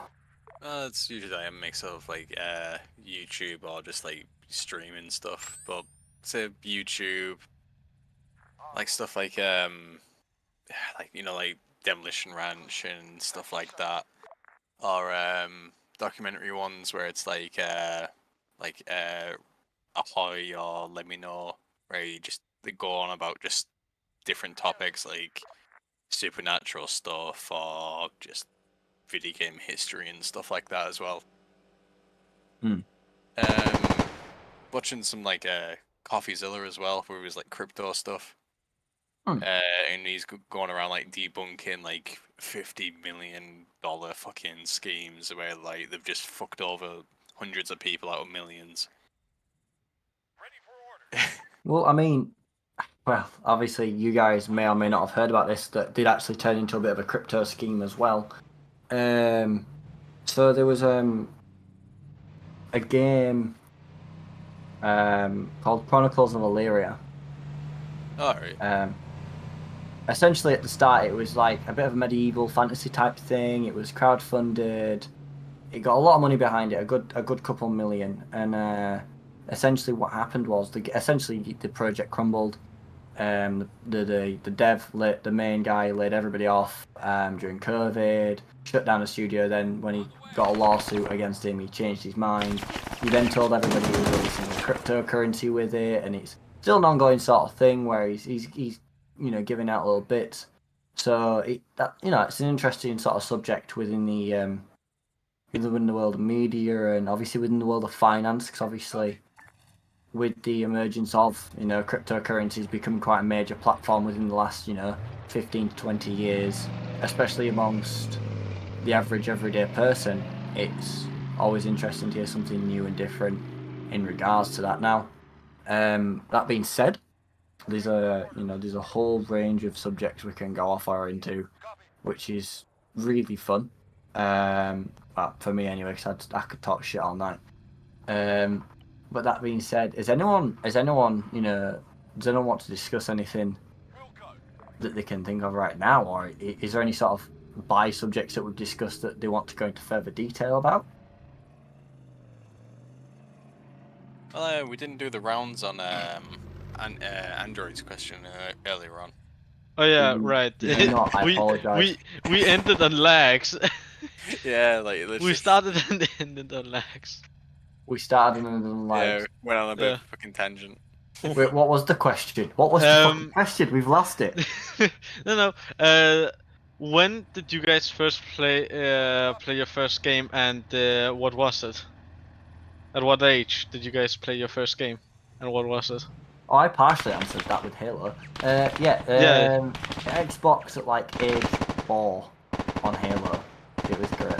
I think it was age 4. Let me check when the first Halo was released, and I can tell you. It was very shortly after the first Halo was released. Halo release.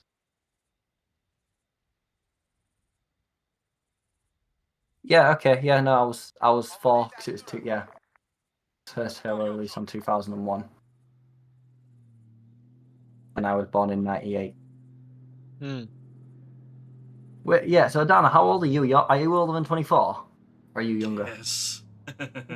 He makes him. Yeah. We're making him sound old. He's like 56. He's ready to retire next year. No, my guess is that Aiden is 31. Well, you already know that. That's just disgusting. How dare you out a man for his age? That's misogynistic, you know. Anyway. Anyway, I always play around 4, and I think 2002 when my mum's best friend brought an Xbox round and he gave it to us for Christmas, and we played Halo 1, Combat Evolved. It was great, loved it. And that is my love for Halo. That's where it spans from, playing Halo, especially because I was dog shit at it. What 4-year-old is good at video games? I was a good 4-year-old. Don't outdo me now. Don't do that. Don't out me like that. I am gonna outdo you when it's my turn. I don't even think I touched a console when I was 4. I mean, I had Game Boys and shit as well. So like, but it was just I played out more than anything as a kid. Like obviously a lot like now like it's changed. Like there's not. It's like there's no playing out. Like I used to come home covered in mud every day. Great. I wasn't really like that as a kid. I used to go around my mate's house and fucking do Nerf battles. Nerf battles. That was the shit. That was the shit. Nerf battles. Stuff like that, but that was only like once a week. My favourite activity as a child, especially when seeing family, was do you remember those Nerf bullet things that you could chuck and they'd whistle?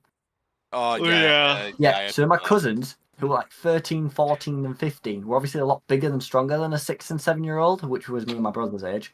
So what we'd do is we'd run around and they would try and hit us with the little missile thing, aggressively chucking at us. It was so fun. And obviously when we got hit, we'd just fall down. And then we'd just get back up and laugh like fucking lunatics. You know? Yeah. Thank God we're not Americans. It would be worse. But yeah. But yeah, no, like that's what we do as kids, like fucking lunatic shit, you know. I remember one of the games I have played. What? We called it nail fight. What? Shocking, What? Yeah, Are you okay? So basically, Ladies and gentlemen, I think we have to stop the stream to get this man an ambulance. Are you okay? Are you traumatized? How many scars do you have? I'm holding up. How many fingers am I holding up? Can you see the light? Are you okay? Can you hear us? What is your name and where are you? Yeah, so basically, me and a friend of me, we just did this once, of course, because, well... Just once? Only once? Are you sure it was only once? Yes. I can see why it was only once. Yes, unfortunately. Sorry, carry on. Yeah, so basically, one of us we basically had a top floor, basically, where it was just newly built. So basically, one of us was hiding behind the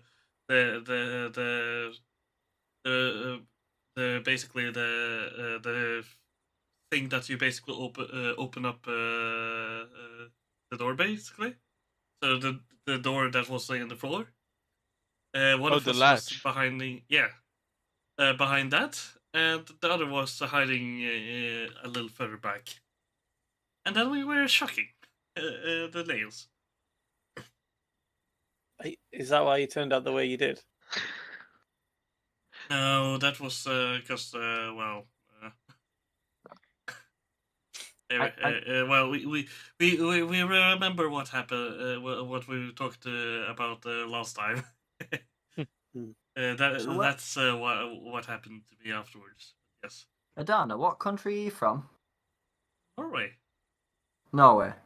Right, I'm just never taking my daughter to Norway. Oh, don't Hey, take her to Denmark either. We have airsoft today. You had airsoft. We have airsoft, but do you Not insult? anymore. We do. We have Oh. airsoft. It's just not as cool. Yeah. But then again, we don't play games that use nails. Yeah, we didn't tell our. In fact, actually, parents. I say we don't play games that have nails. Like our kids in London want to fucking play around with fucking machetes. So Yeah. I will tell you that yes, when I'm thinking about it, you aren't really much better. according to America, we have mass stabbings. Oh It's been yeah, a while yeah. since I've Oh, seen yeah. them, but apparently we have them. Yeah. But yeah, no. That was one of the games I played. Of course, we had Pretend and such, and then of course, gaming at an early age was a thing for me. Nice. Yeah, I basically have. I haven't played games as long as I can remember, but I nearly have been playing games as long as I can. Yeah, remember. same with me. But yeah, talking about fucking stupid games you played as a kid, Started right? with Keen and such. Actually, it's the earliest. Yeah. But yeah, me and one of my friends used to play a game we called Jump Off. We would basically find the highest place we could find, right, and see which one of us could jump off from there and without breaking anything. Oh my god! Of course. Did you break your leg? I can tell. Like I can say to this day still, I have not broken a single limb. Limb. I have not Oh. broken a single bone. this man's gonna leave the house tomorrow and get run over. Funny You you are should playing say with that. karma, No, and it's not going to be funny. Mitchell, funny thing you should say this, right? So, one of my friends, right, got hit by a car while biking, right? The car was more damaged than he was, and he hit his head first. I don't think they ran over your friend. I think they ran over Wolverine. No. So basically, the car, it lost its side mirror, basically the whole paint of the left side of the car. He put a big ass dent in it with his head, without a helmet, or bike helmet. Kids wear bike helmet, by the way. But the thing is, he went away with a scratch on his knee. Not even on his fucking head, on his knee. Well, that is proof that Neanderthals didn't go extinct. I do concur that. While we did do things that was considered stupid, I do say that my father can top most of my stupid. One of the things that he did as a child was throwing candle wax into a fire, and not expecting that to be bad. I will tell you that do not, at any circumstance, do not do this, because it's basically the same as trying to put a bullet in inside. The only difference is that the bullet will have a little bit more metal in it afterwards. But yeah. That's the damage will actually be worse in some cases.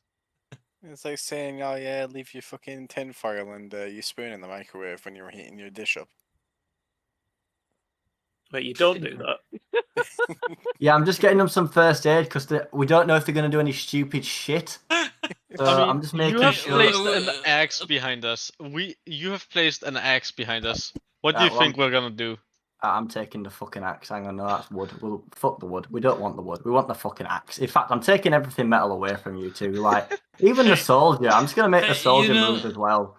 I don't trust either of you. In fact, I'm taking the camera away. It's near you too. I just don't trust either of you. In fact, we're making sure that you're lit up as well. We need another light near you guys, just to make sure that you're okay, so we can see you.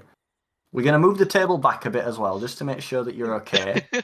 You know, we need safety, right? Is paramount into this now at this point. Hey, Like- Dane, is this a Yeah. Scandinavian thing? Do you think? Oh shit! Everything's fallen under Well, the table. I don't know. It's 'Cause fine. It's safe. In fact, I'll put the water bottle on the floor as well. That's not on the floor. Get on the.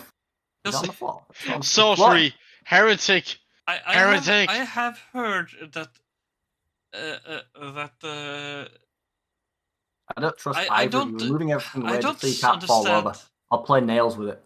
Yeah. What? There we go. Safe. So Safe. It's another away from you two. fun thing I have been doing once to get 100 Nice. kroner. So basically, 10 pounds. £10. I basically took so my grandfather, one of my grandparents basically told me for each wood firewood you basically bring up to the cabin. I'll put one kroner into the pot, basically. Yeah. Well, just so you're aware, Adana, I've set someone to guard you, just in case you decide to do any of those childish games from when you were younger.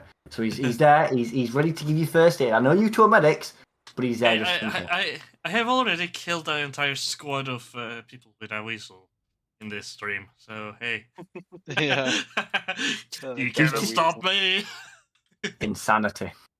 So, obviously, we found out that Norway and Denmark are clinically insane. No wonder the other countries stay away from them.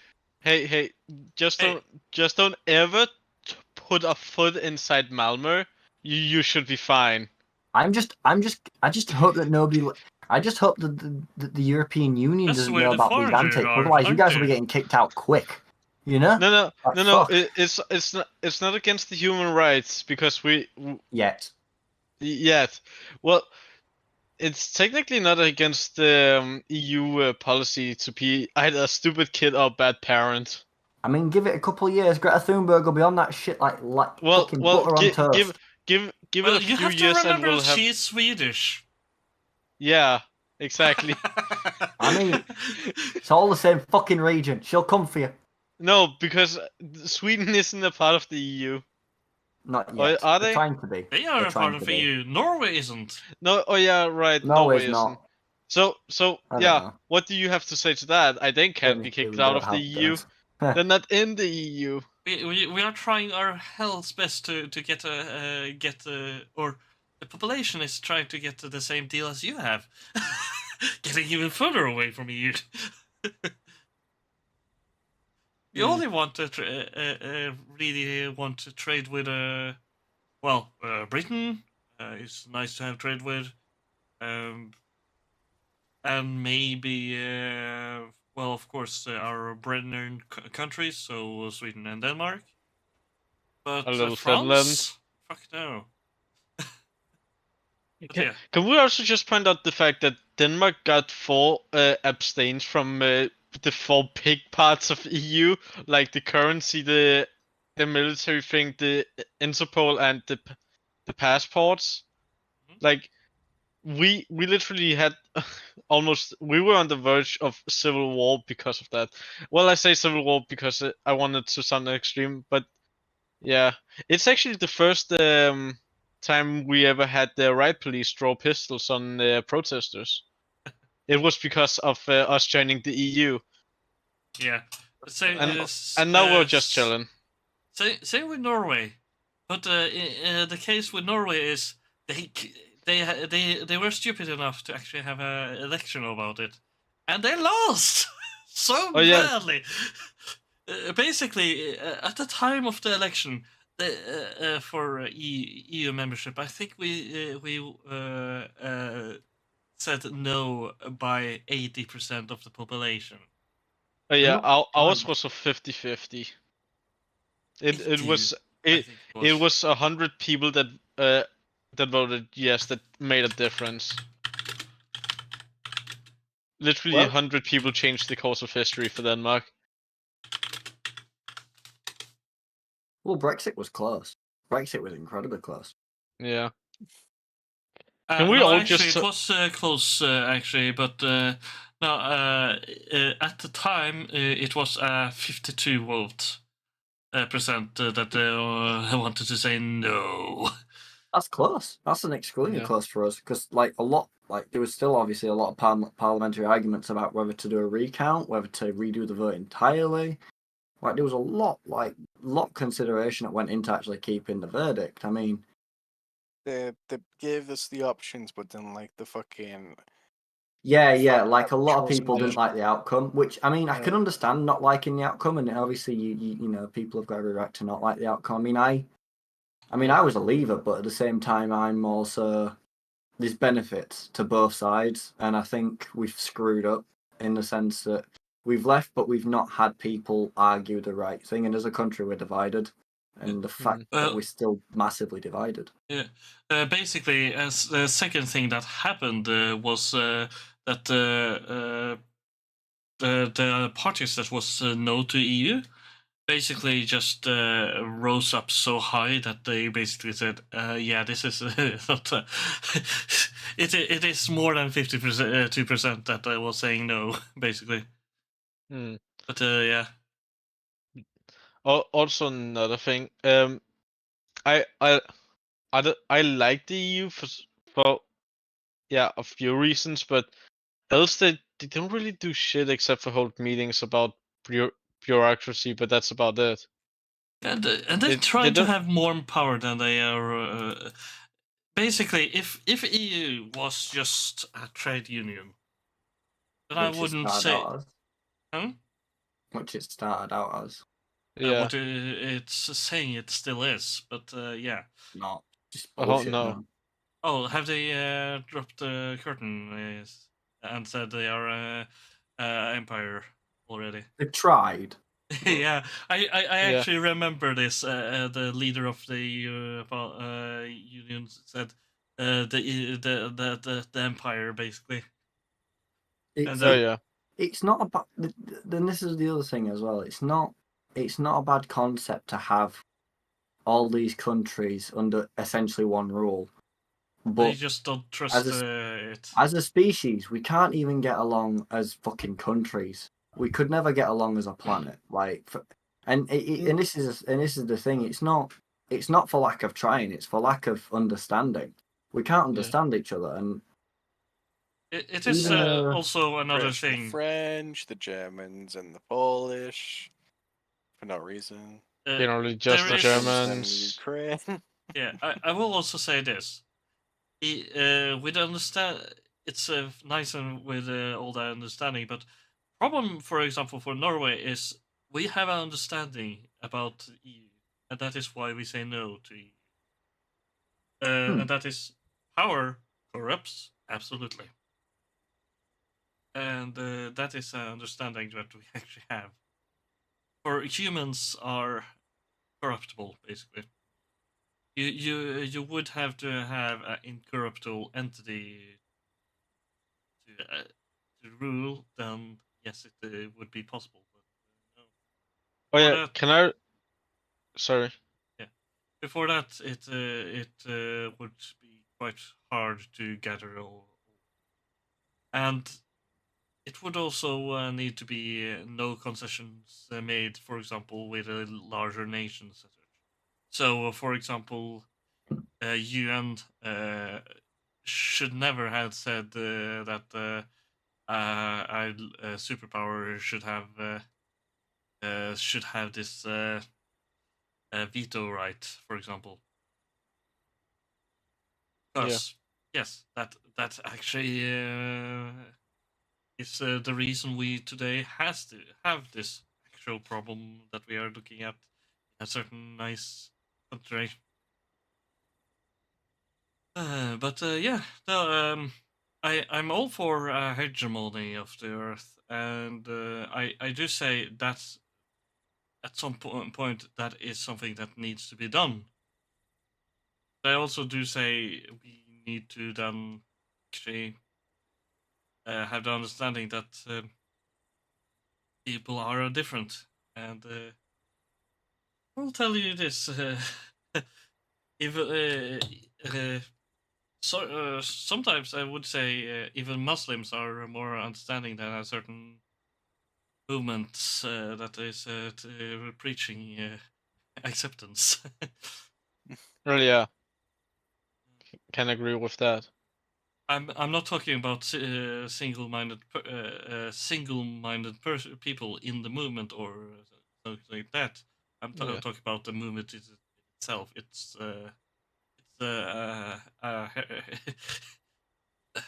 what do you call it? Is an actual Hypocritical. no, it's actual opposite. It's fighting itself in its in order It is. itself. It's its own enemy. Hypocritical, basically. It is what It's- it is pouting to fight, basically. Yeah. I mean, yeah, that has been the controversy with it.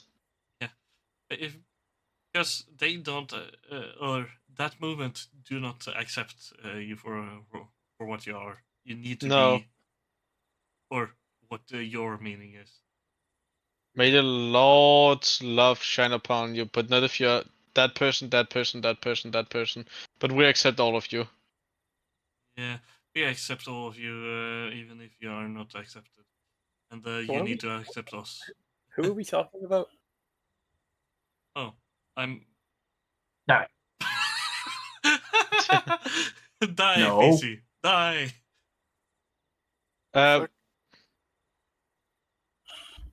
Yeah, so I am a little cryptic about it because of what platform we are actually currently streaming on. I don't sorry care. about You that. can. I can get banned if you want. I don't mind. Get me Yeah, fucking banned on my first stream. It's fine. He's talking about Christianity. I mean, well, no group is essentially all inclusive. Christianity is actually pouting quite the opposite. They are actually quite hypocritical on the opposite way sometimes. Yeah, but that's what the Bible says. It's they are not accepting. Basically, that's the thing. But at the same time, they are accepting. Mm. Are you not talking about Christianity? What are you talking about? A bit of both. He's essentially he's referencing. I can understand exactly what he's referencing. He's referencing parts of the Bible that called it's their month this time of year. Wait, do you mean Pride? Yes. That's fine. You can talk about Pride. Pride's actually more accepted on the streaming services than anything else. Yeah. Mainly because obviously now as an inclusive sort of community, like that's a good thing to talk about. Yeah. But yeah, it is interesting to some extent, and I say I'm absolutely not being hypocritical about this because I know I have certain things I will never accept. You hit everybody. Exactly, but yeah. I basically say I have my rules. I have my. Okay. This man's got a bedtime. Everyone laugh at him. He's got a bedtime. Yeah. No, I'm going to party tomorrow. Oh. At least someone is having a social activity, Mitchell. Right. Do you know what? Right. If I'm going to bed, if I've got a party the next day, right, I'm drinking 24 hours in advance, so I'm up constantly for the next 40 hours. That is how you party. You come to England, right? Forget these fucking overnighters, right?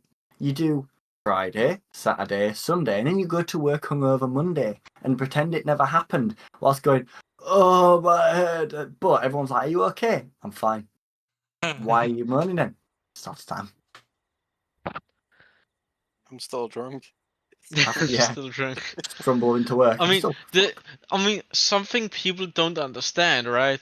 Is you can't get hungover if you don't stop drinking. Yeah, Oh, words Just of keep drinking. Lemmy Kilmister. So my father is a chemist, but yeah.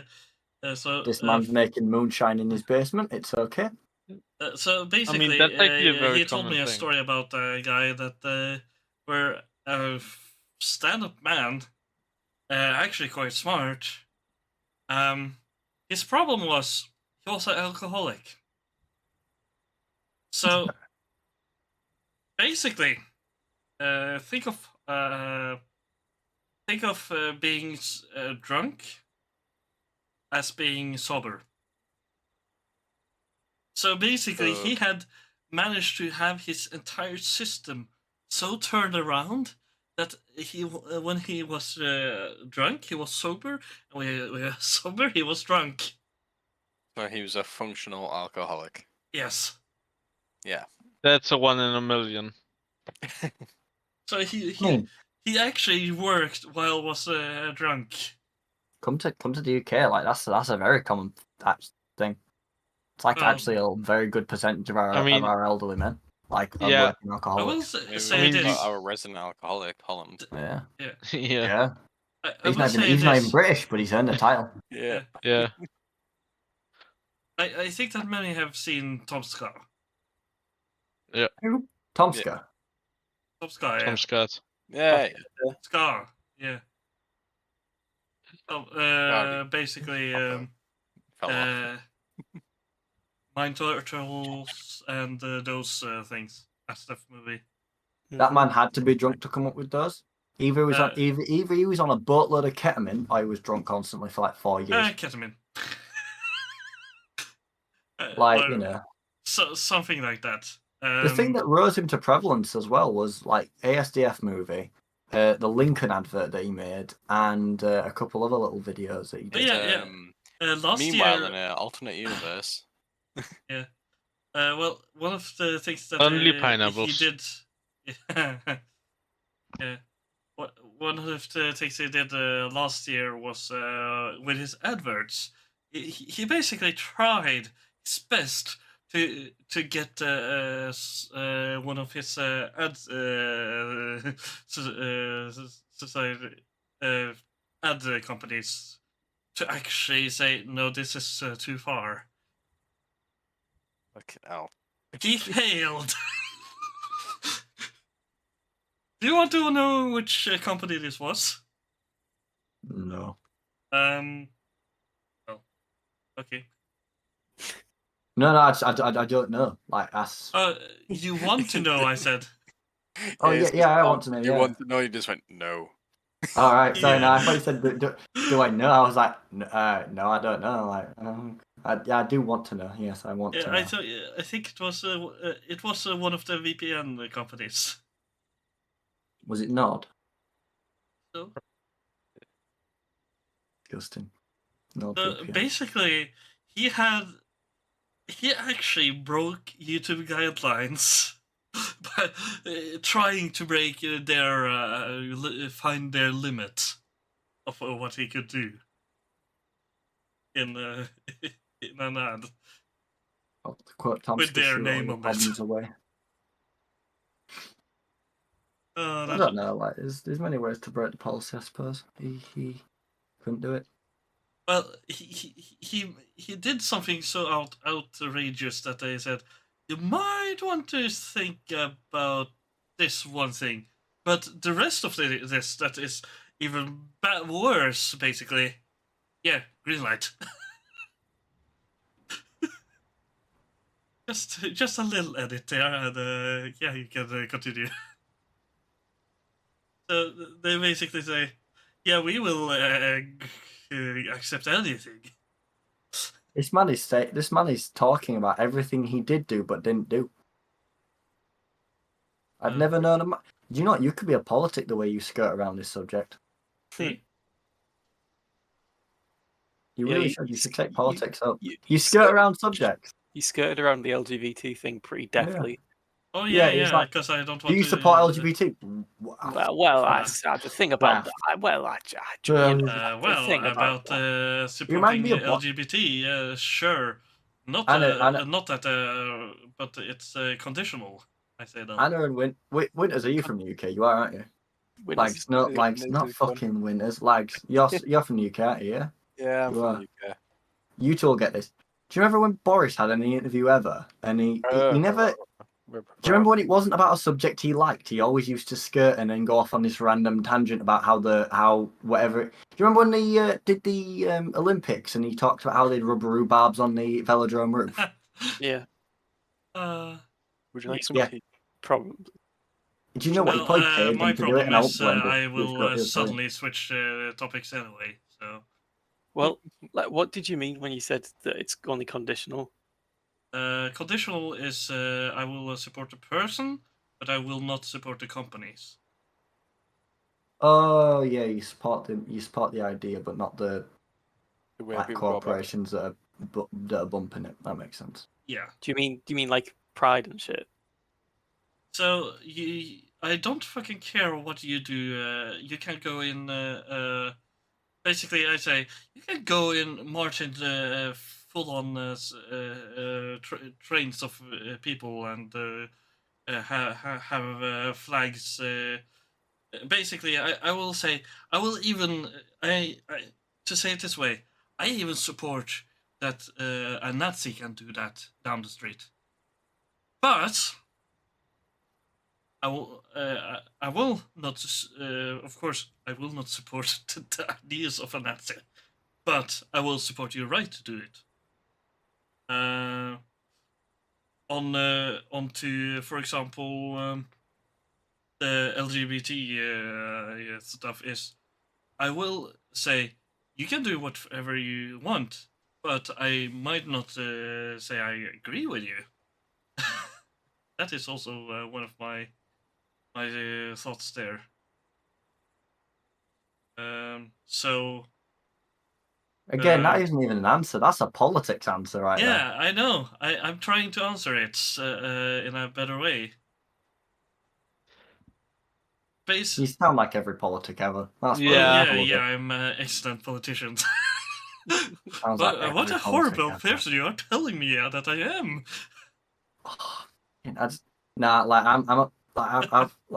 Fucking hell. These two will understand this when I say this.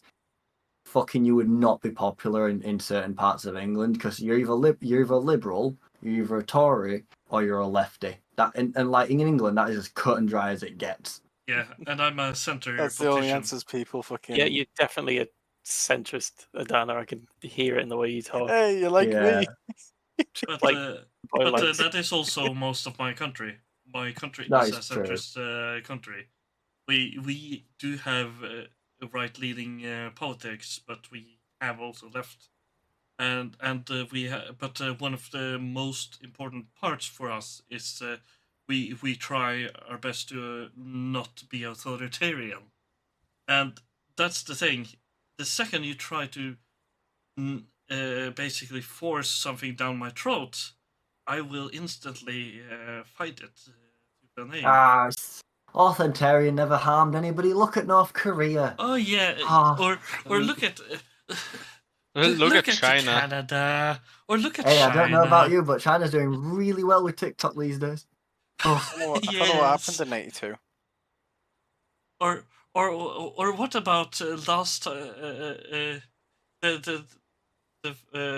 basically, if you put the flag of the last updated flag of LGBTQTP or something, flag that they have these days. You've got to remember, like with stuff like that, there's a lot of counter groups that troll with that. Like, there's not just. Oh yeah, it's the same with every group. It's not just like, and this is the thing where like people start getting angry with each other, and they really shouldn't, because obviously you're always going to get people who, it don't matter if you agree with it or not. Like, you know, in this instance, for example, let's say, fuck it, I'm gay. You know, in this example. Congratulations. Thank you. It's nice to be out the I didn't know closet. you were. Yeah, so in holding something from us. example, I'm homosexual, and then obviously all of a sudden, because you guys found this out, you start getting weird with me. But at the same Yeah. time, like, fair enough. But if then, it's all because some new guy joined the unit and went, oh, I fucking hate gays. I fucking hate this. I hate that. And it's not, and you guys don't go, oh, well, I hate him too. It's just it becomes a mob mentality, and obviously the mob mentality is never a good thing. The same thing has happened with quite a lot of both right wing, left wing, and even liberal subjects, because people individually are smart. People that group together generally form a mob consensus, and it just turns into a shit show Monkey where no see, one. monkey do. Yeah. Exactly. Yeah, And there you have the reason I say that's why I'm saying it so roundabout, that it really depends on what part of the idea But you you shouldn't- are talking about. But you shouldn't have to. And this is the thing. But Obviously, yeah, but that this is not to saying you're try wrong. to what I'm trying to say is I'm trying to explain what I support, but what I don't support is basically That's fine. That's fine. So what But don't at you the same- support? Like, say it plainly. yeah. So what I support is your right to be what you are, or who you feel you are, or something like that. What I don't support is someone using force to to have people have to change their mind with force. You can try to talk, you can try to convince and talk, but if you also need to then at the end of the day if you don't win through, be able to say we agree to disagree. the best analogy you could have used for that is people think the world is flat, and they've always pushed that by saying, I believe the world is flat, and shouting over others who say the world is round. That man has just died. Hi, Android. If you still Night, understand guys. Android, we miss you Bye. tonight. Obviously, it's going to come into effect where people argue that, but at the same time, obviously, it don't matter if you disagree. Like you could hate everything I say, but at the same time, the moment you turn aggressive, insult someone because they think that way, then you've lost your argument. Don't matter if you're right or wrong. You've lost the argument, because at that point you're wrong. So the first, and the that's second where you it throw becomes the a rock. problem. Yeah, exactly, and it's not, and it doesn't have to be a physical rock. It's always that. Are you telling me you'd have a sit-down debate with, like, a Nazi?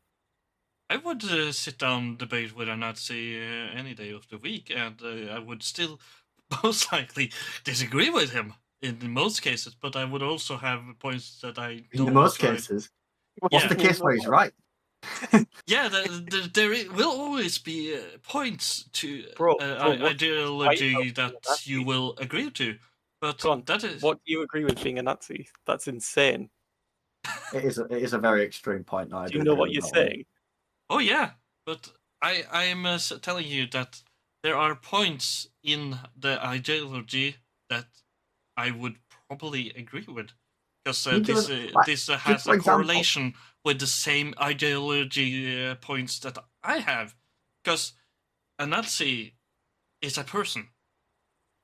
Debatable.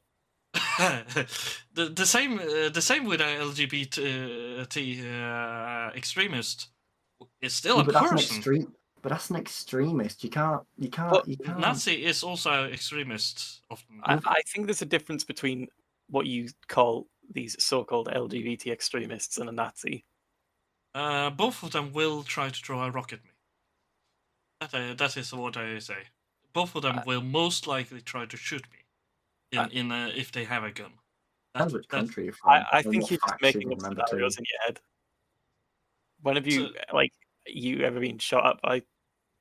I am quite lucky that I haven't been shot at any point. I have almost been stabbed by a criminal, but by a gay man. No, by a criminal.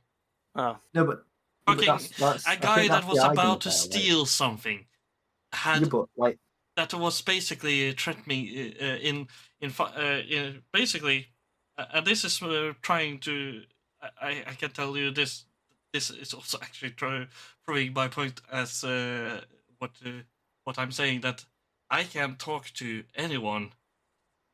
So in most cases, and I will even be able to talk to a Nazi. Yes, Anna. And this is the thing. I do not believe in violence before I have to defend myself. I will always talk it out first. Okay. And I have been talked out. I have actually managed to talk a guy out of killing me, or stabbing me at least, with hundreds of needles. So yes, I know. What kind of situations are you getting yourself into? So this was one time at the train. I was taking a late train back from Airsoft, I think it was, or something like that. And yeah, two people started actually then taking one of those to break the glass on the train. In case of emergencies, you can break the glass and get out of the window. So he was starting to take that from the box, basically. And I looked at him, and I told him I don't agree with him. He told what? me, "Do you have a problem with me?" quite literally. He was quite threatening to me and such, and yeah, I basically just put basically. He threatened me. I threatened him with my with having me be just saying, "Okay, I'm speed dialing the police now."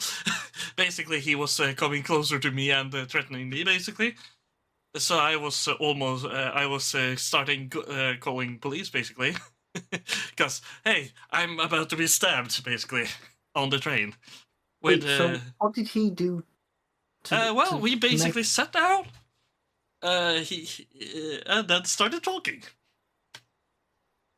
What subject did you go into to make him violent? To make him violent? Yes. Well, to make him violent, I said I didn't like him for doing what he did, and told him if he could please stop. What did he do? Well, he started threatening me, of course, and then I did that. But then what we continued was we started then talking about basically just talking. Just I started doing some what you call probing questions, you could call it. And then we found out our common interests. He actually were offering my. At the end of that conversation, he actually offered me a job as a criminal. Wow. So yes, That's I not can. normal. If I need to, I can talk myself into and out of a lot of situations. Imagine that happening with a Nazi. Get offered a job at the end of it.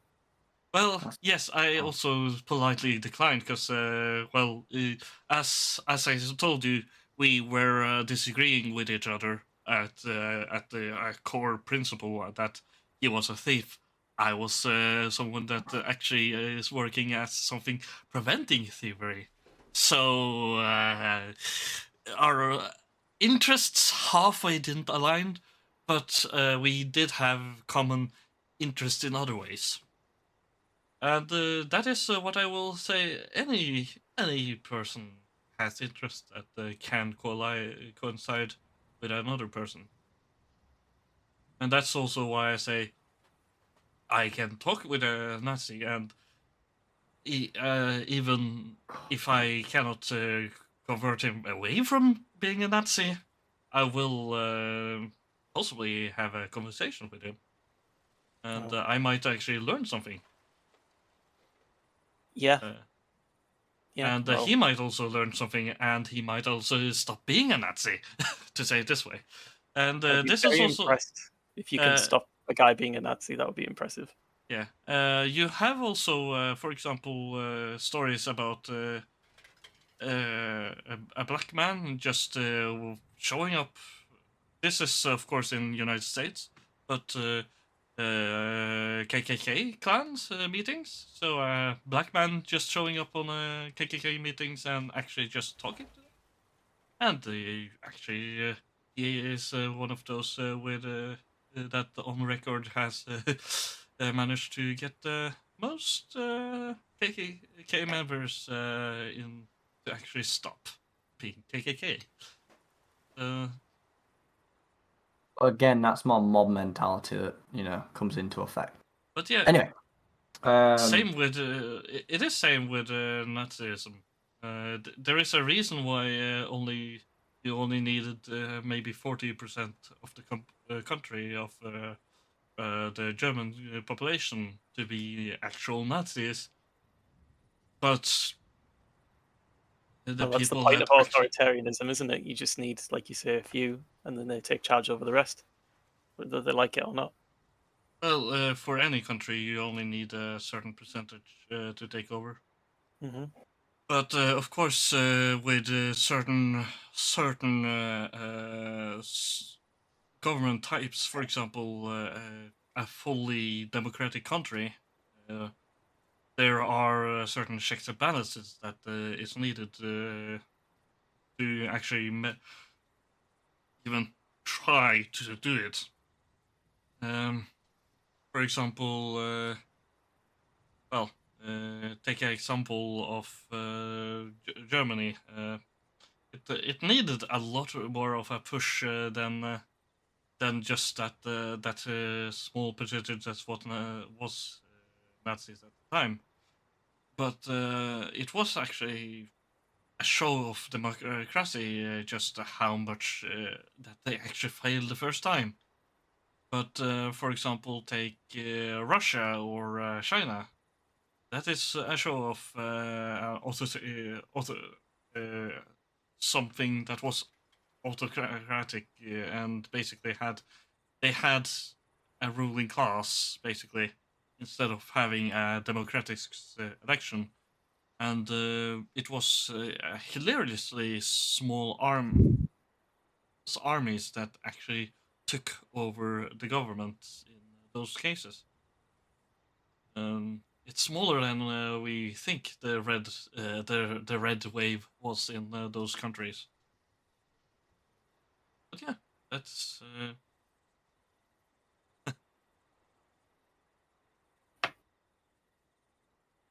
well, that was Yeah. a very interesting segment of this podcast.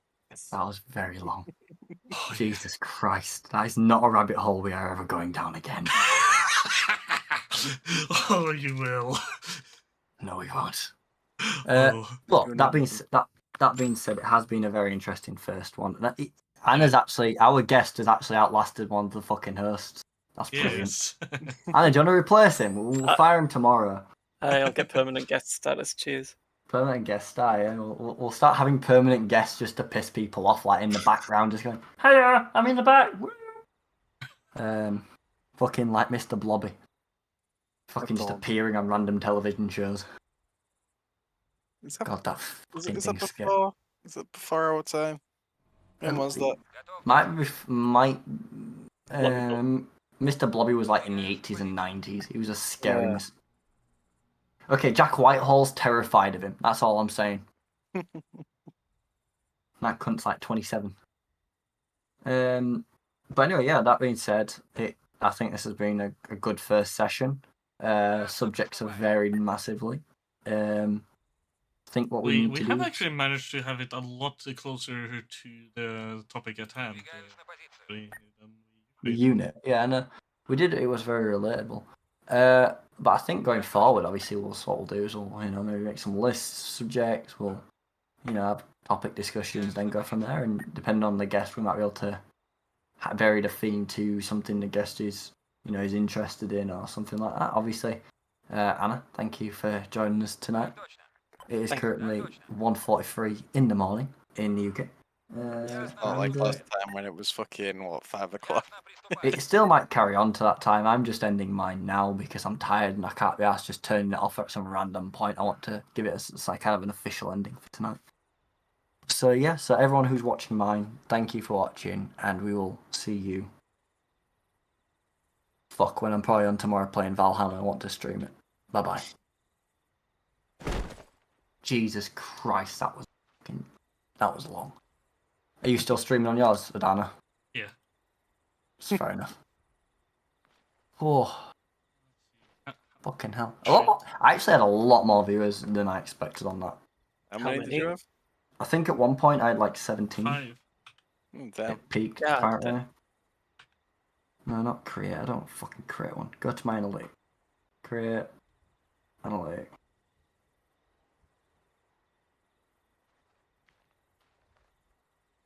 %50 of the views were... The fuck? Why is there a priest there? He has been here all the time. 3% of my views were from the Netherlands, 6% were from Denmark, 15% were from Bulgaria, and 67% are from the UK.